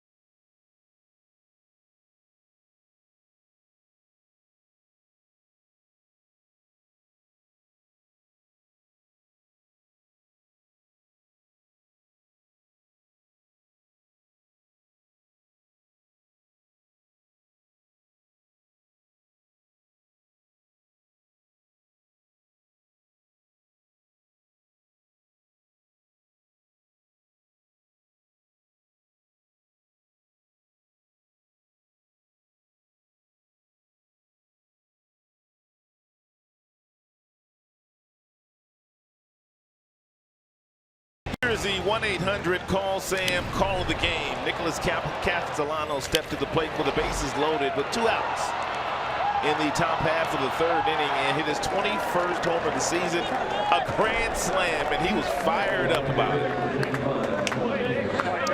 I'm not sure who was fired up more, Mr. Castellanos or Mr. Rod Allen, for selecting him to pick the stick. Well, you got that right.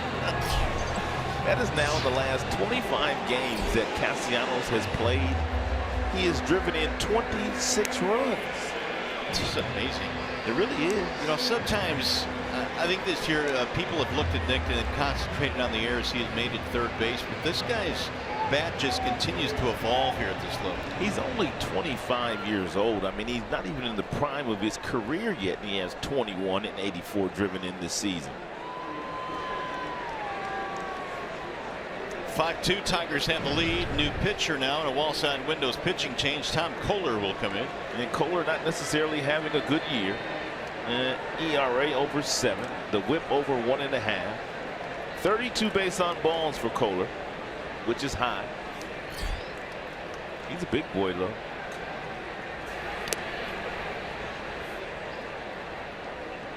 That's what happens when you miss with that first pitch breaking ball to Castellanos. If you think you're going to throw that fastball by him on the next pitch, usually that's not the case. Castellanos is a really good fastball hitter. And he doesn't try to pull the fastball. He'll go to right center field. Luke Maile has come on to catch now. Swing and a miss. And back-to-back breaking balls to Castellanos. Real nice pitch there by Kohler. Kohler, 6 years in Miami. That's where we remember him last. He was a starter there. Double digits in wins a couple of years with the Marlins. The 1-1. 2-1 on Castellanos. He'll be followed by Hicks and then Matuk.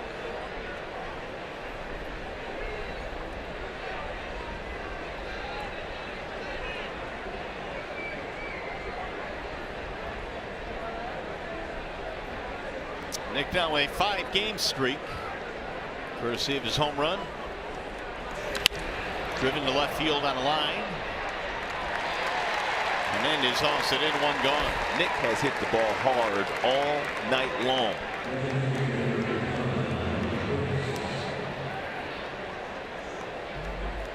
Now John Hicks. Kohler replaces Barnes, who came on in the 7th, surrendered the home run to Kinsler.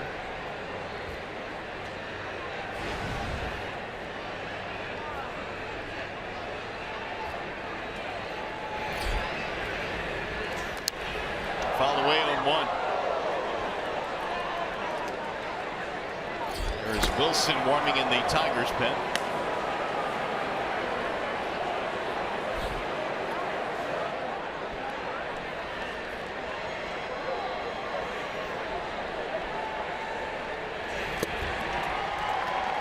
What do you got on this batting stance here for Hicks? We've seen him now for a season at the major league level. Not only a wide open stance, but he is way up in the box as well. He's got a nice base. I mean, usually when you're a hitter, when you're teaching hitting,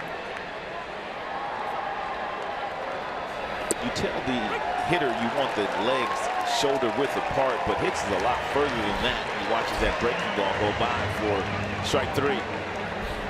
2 gone now. And the Tigers take on the White Sox on Friday, September 15th at 7:10 p.m. and the first 5,000 fans receive a free watch app. For tickets, visit tigers.com or call 866-66-TIGER. Here is Matuk. 7 strikeouts for Toronto pitching tonight. Mikey 1 for 3, a single.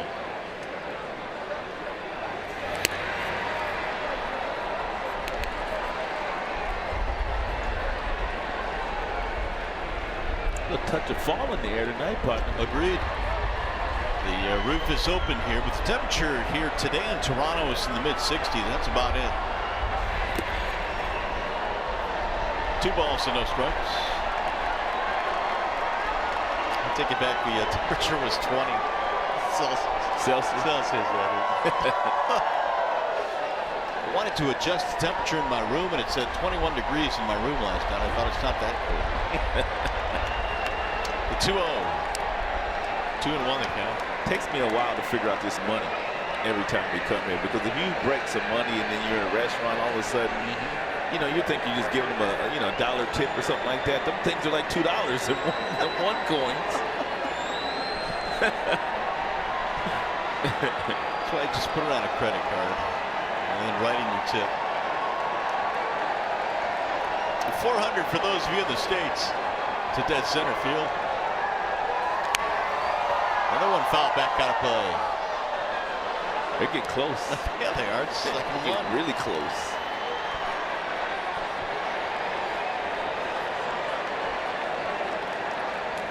Stroman went 6. Barnes in the 7th. Kohler here in the 8th. Stroman really wasn't all that bad, but it was that 3rd inning and where he threw 31 pitches and the Nicholas Castellanos grand slam kind of sealed his fate early today. Yeah, because he retired 10 of the last 11 that he faced. And he retired the first 8 that he retired in the game. So just that one bad inning. That's all it takes.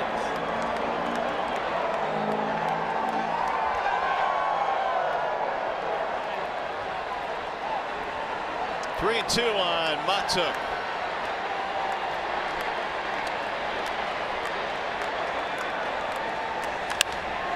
Driven to right field, slicing. Bautista getting there, and it's going to be a 1-2-3 inning. Let's go to the bottom of the 8th.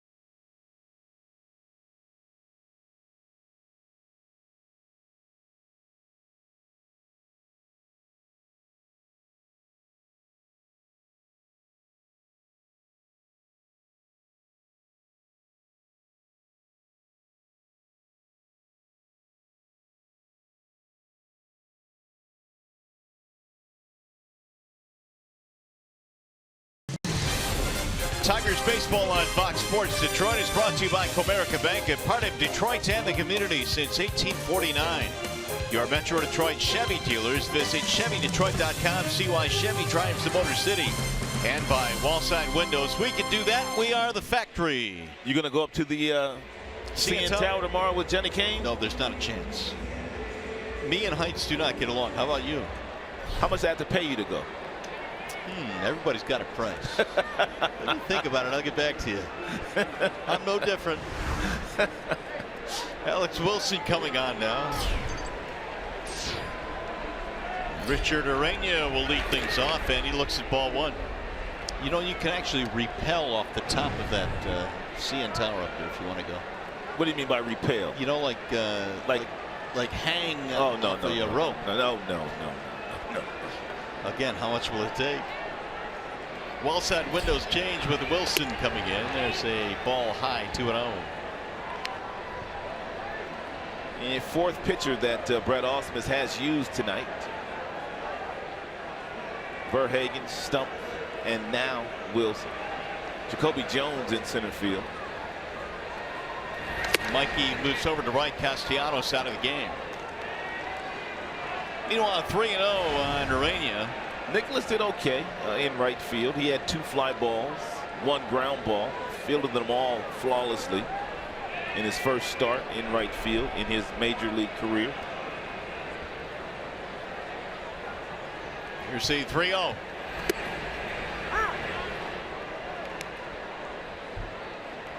Single and a ground out for Urania tonight.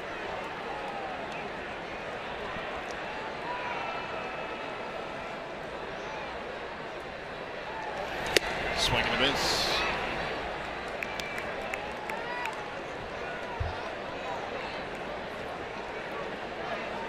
Wilson replacing Stump, who replaced Verhagen. Tigers have turned a double and a triple play tonight.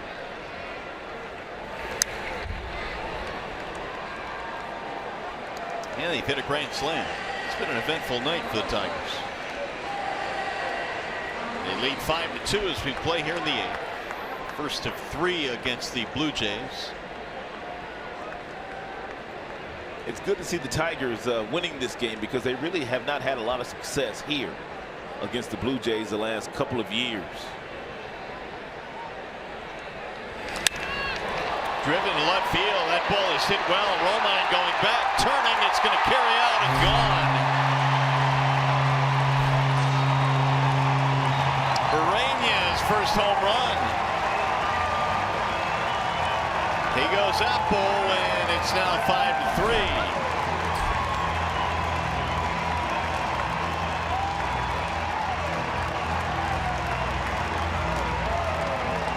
Jays back to within 2.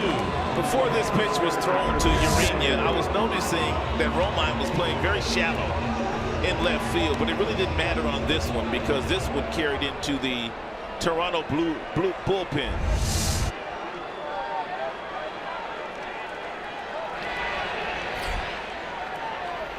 Top of the order, Hernandez tries to bunt. This man right here has a lot of athleticism. He spent some time in the big leagues last year with Houston. He really didn't even start playing baseball until he was a teenager. Played a lot of volleyball, a lot of soccer as a kid, Dominican Republic. But yet finds himself in the big leagues. Couldn't hold up there. He went around. Well, he had that double, which drove in a run in the 5th, albeit a bloop double. I read some comments on Hernandez. They really don't know what they have in him, but they love his athleticism, and that's one of the reasons why they're giving him an opportunity here.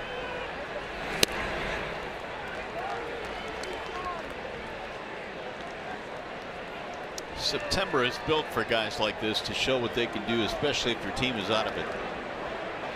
Jays and Tigers finding themselves looking at a lot of young players in the month of September. Now it's gone to 2 balls, 2 strikes. He was acquired from the Houston Astros on the 31st of July.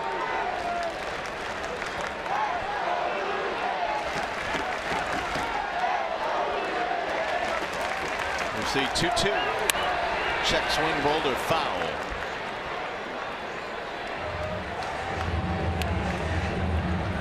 Wilson has already thrown 12 pitches in this frame and has not recorded an out.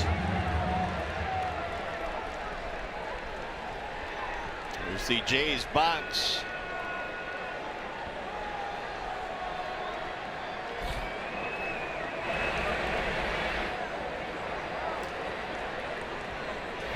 Swing and a miss.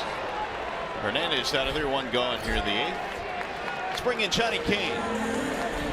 Yeah, guys, certainly the story that's grabbed the attention of our nation and here in Canada is Hurricane Irma. This is being categorized as a nuclear hurricane because of the devastation expected to impact once it reaches the Florida coastline. Now, it's already left a deadly path throughout the Caribbean. More than 23 lives have been taken. They had the Hurricane Irma coverage on inside the Toronto clubhouse, also inside the Tigers clubhouse earlier today. I had a chance to talk with Joe Jimenez. Of course, a lot of the players have family and friends, both in Florida, down in the Dominican, in the Caribbean islands there. And Joe Jimenez said, listen, I talk to my family every day, see how things are going down there. Fortunately for him, he said the path of the storm, once it got to Puerto Rico, kind of broke off its course a little bit, and his family was spared in the Dominican Republic. But that's been weighing on his mind, been weighing on a lot of the players' minds. Certainly, it's something we all think about. People talk about thoughts and prayers. I think all of us know somebody who's either directly or indirectly impacted, and certainly this is something that's just been tough to see. And once it reaches Florida this weekend, expected to reach here over the weekend, and that's all we can do right now is pray and kind of band together, guys. Yeah, and hopefully the folks in Florida will stay safe. There's no doubt. And again, you can help by those devastated by Harvey and Irma by visiting redcross.org, or if you'd like, text Red Cross to 90999. That's 90999, and they'll make a $10 donation by doing that. So anything we can do to help out the folks, courtesy and via the Red Cross. There's a ball outside to Bautista. Looks like that Brad is considering bringing in his closer Green if Alex Wilson gets himself into any more trouble in this inning. Shane Green already has quite a few saves this year since taking over the closer's role that have been more than 3 outs. Hammered deep to left and way back and way gone.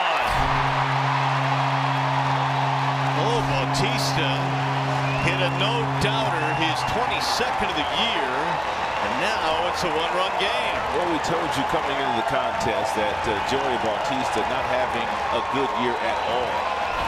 And batting just 205 on the season, but batting better than 340 in his career against Tigers pitching. And a lot of times when you've had that kind of success against a team, you get that hanging breaking ball. It didn't take long for this one to get out of here.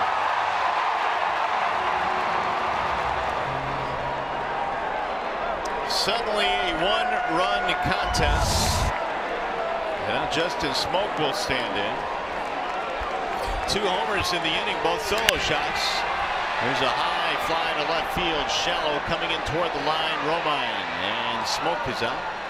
All the runs for both teams accounted for in this game, all courtesy of the home run ball, with the exception of the 1 run that Toronto scored their first run of the game on that Luke double.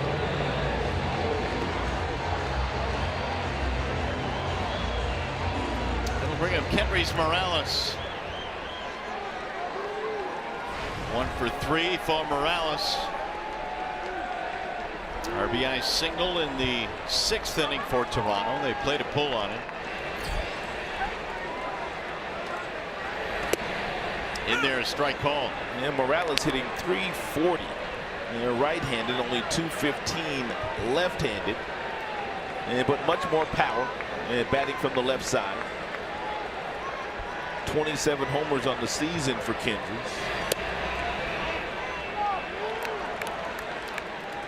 Blue Jays did not hesitate in giving him that 3-year contract in the offseason.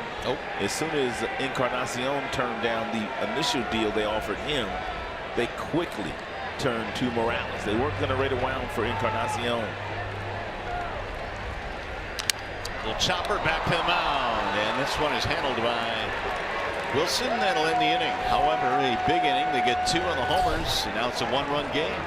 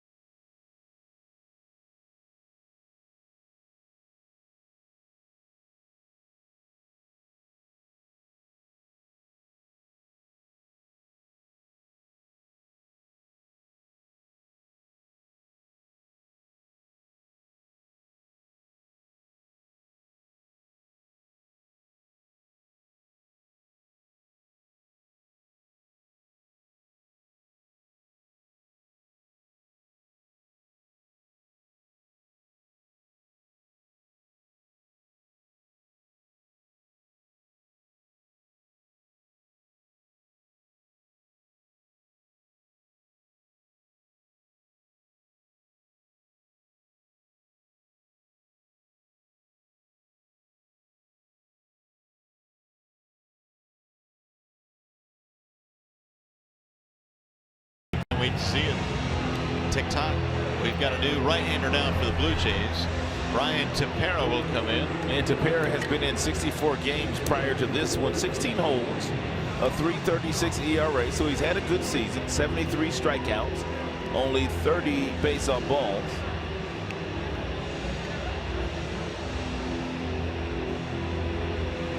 Well, Tigers trying to rebuild their lead now. They are up by just 1 run. They'll send up McCann.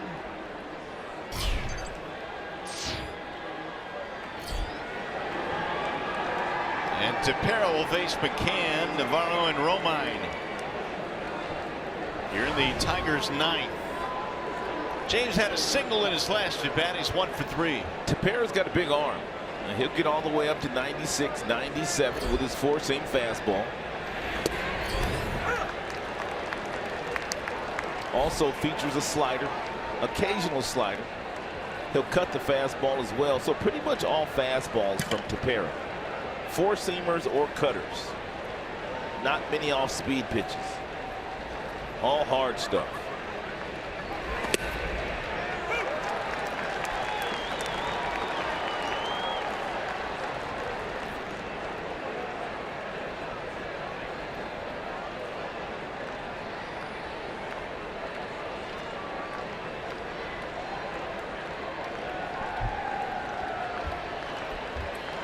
Here's the 0-2. Swing and a miss. And McCann strikes out. The third time that McCann has struck out on that same slider. RBI Baseball 2017 is out now for Xbox One, PS4, iOS, and Android. Enjoy fast-paced pick-up and play MLB action packed with your favorite MLB teams, players, ballparks, and more. RBIGame.com for more information.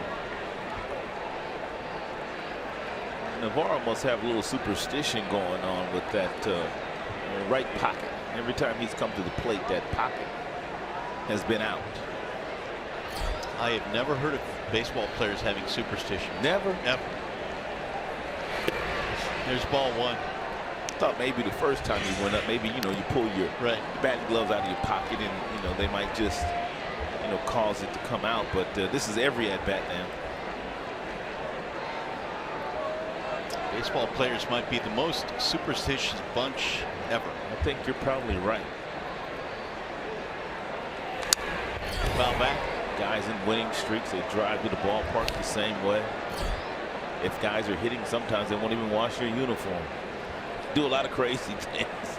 Same guy will bring the lineup card out. Yeah. We've seen that. Or they'll switch it up in the losing streak.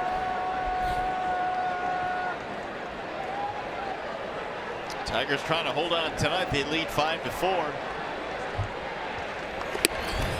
And Navarro takes high. Boy, one insurance run would be lovely here. Wouldn't hurt. With Shane Green coming in the 9th.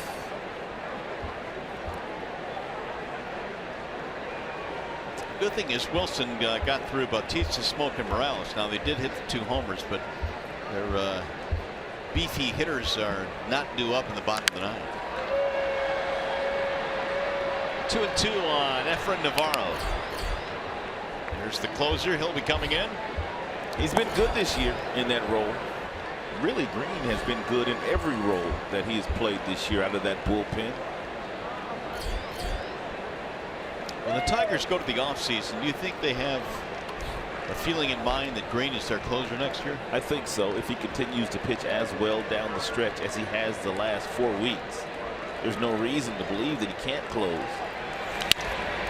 In the air to center, right at Pilar. He appears to have the right mindset to do it, partner. I would agree with that. Upcoming pitching matchup presented by Wallside Windows. We've got game 2 on tap tomorrow. It's going to be Chad Bell and Brett Anderson. And Bell going to get his 2nd start. And Brett Anderson's been everywhere. He's been in Oakland, he's been in LA. Now he finds himself here in Toronto. Remember how good Anderson was when he first came up with the A's? I sure do. Hard thrower. A lot of injuries, a lot of DL stints. But still has a good arm. And one of the reasons why he continues to get opportunity after opportunity. Romine is 0 for 3. Ball outside, 1-1.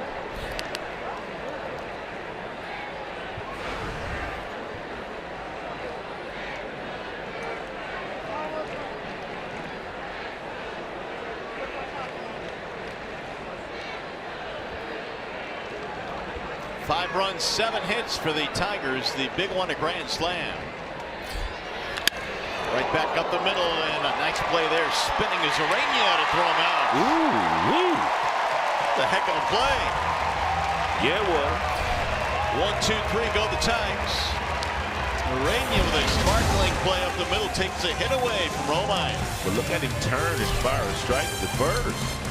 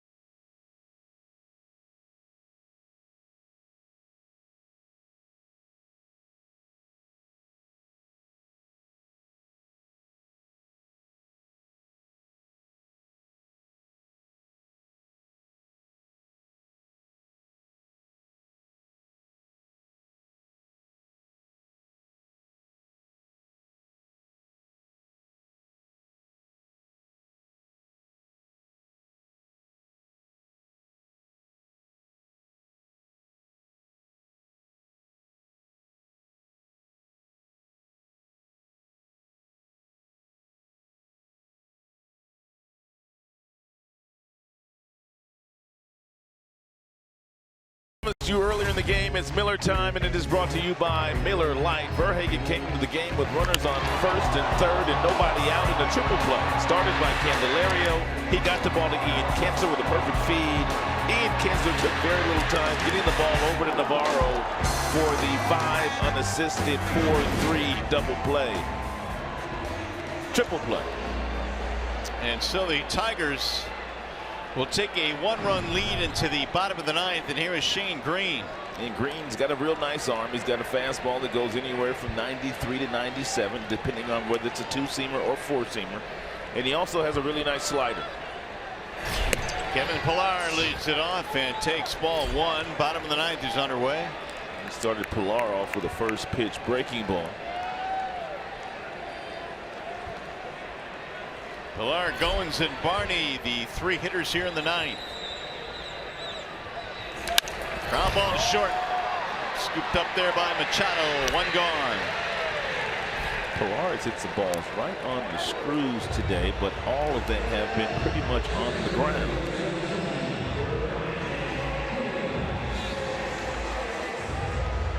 Here's Goins now. Yeah, the triple play ball that he hit looked like it might be a double down the line. Yeah, that would have scored a couple of runs.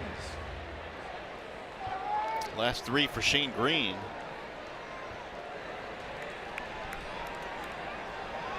No margin for error here in a 1-run game. Goins had a single in his last at bat. The last time Shane Green has given up runs, they have been in situations where pretty much the game was not on the line, not save situations.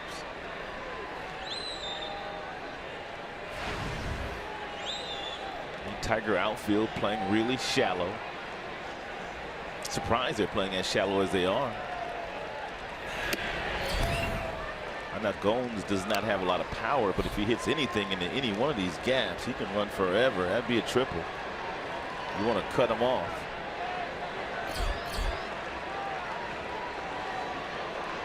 Michael Saunders waiting on deck. He'll bat for Barney. Saunders is back with Toronto. Missed outside.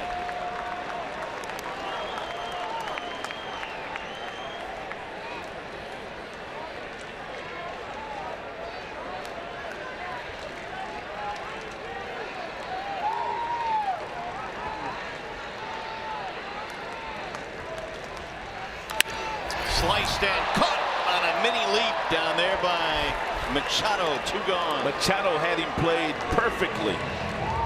Didn't have to move.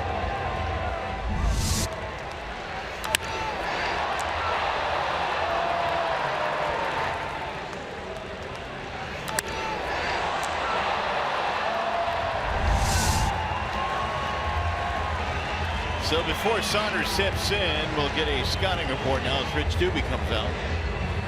Saunders was an all-star last year.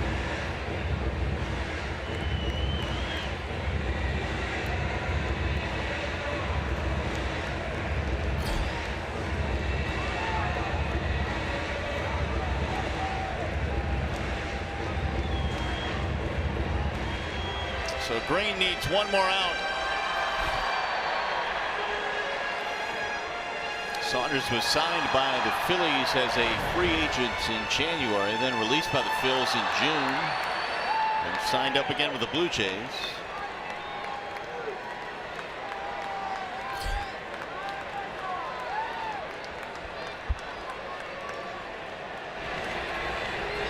Two out, nobody on. Jays down to their final out.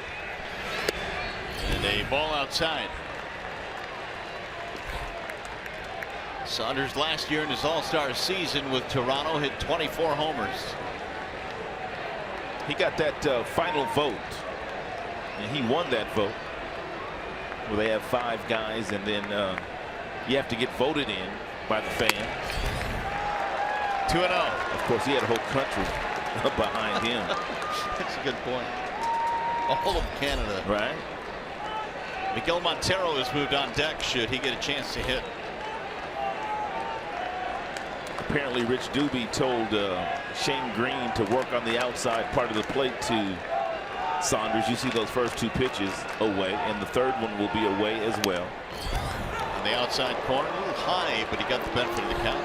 Another call. And when you see a pitcher attacking a hitter the way that he's attacking Saunders, apparently Saunders has more power into the pull field if you throw something inside, so they're going to make him beat them by going the opposite way.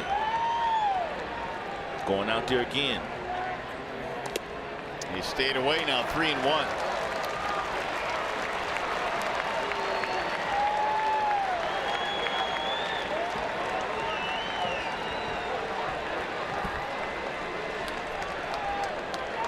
Two out, nobody on. Tigers lead by a run here in the 9th.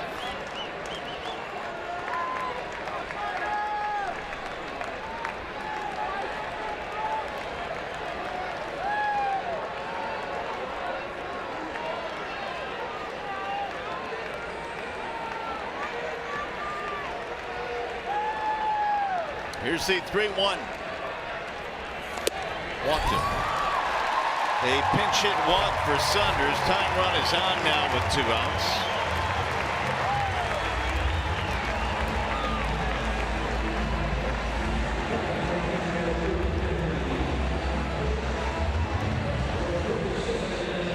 Lowering up Montero.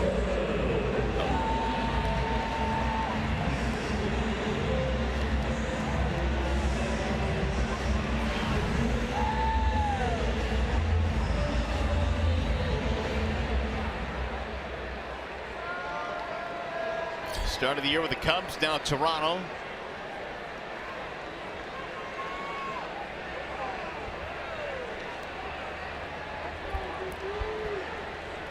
Tying run at first.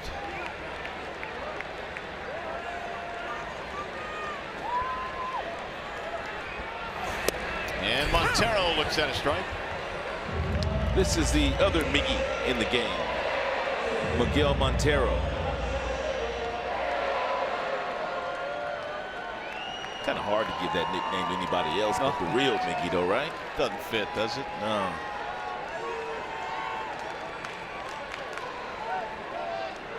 He's trying to hit one out of here, though. He's not trying to hit a single. Montero's trying to get something up in the air.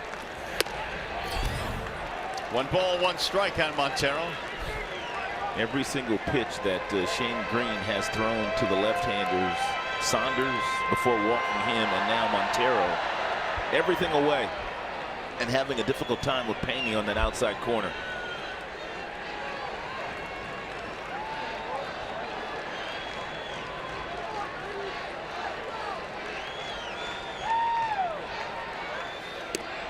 Good pitch.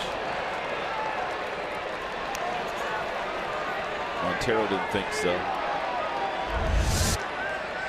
Nice little breaking ball here.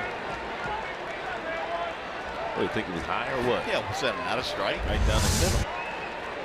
1-2. One more strike for Green to get. Outside, 2 balls, 2 strikes.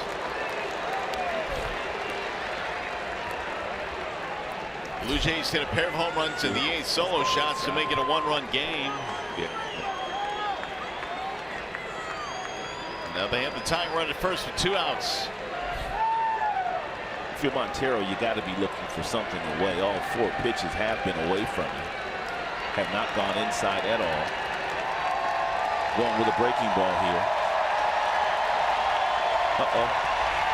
Swing and a miss. He struck him out, and that is a Tigers victory. Finally went inside with a breaking ball, and he tied him up for the strikeout. Shane Green shuts it down. Tigers win game 1, 5-4. Now we send you to the Call Sam Studios. John Keating with Tigers live postgame.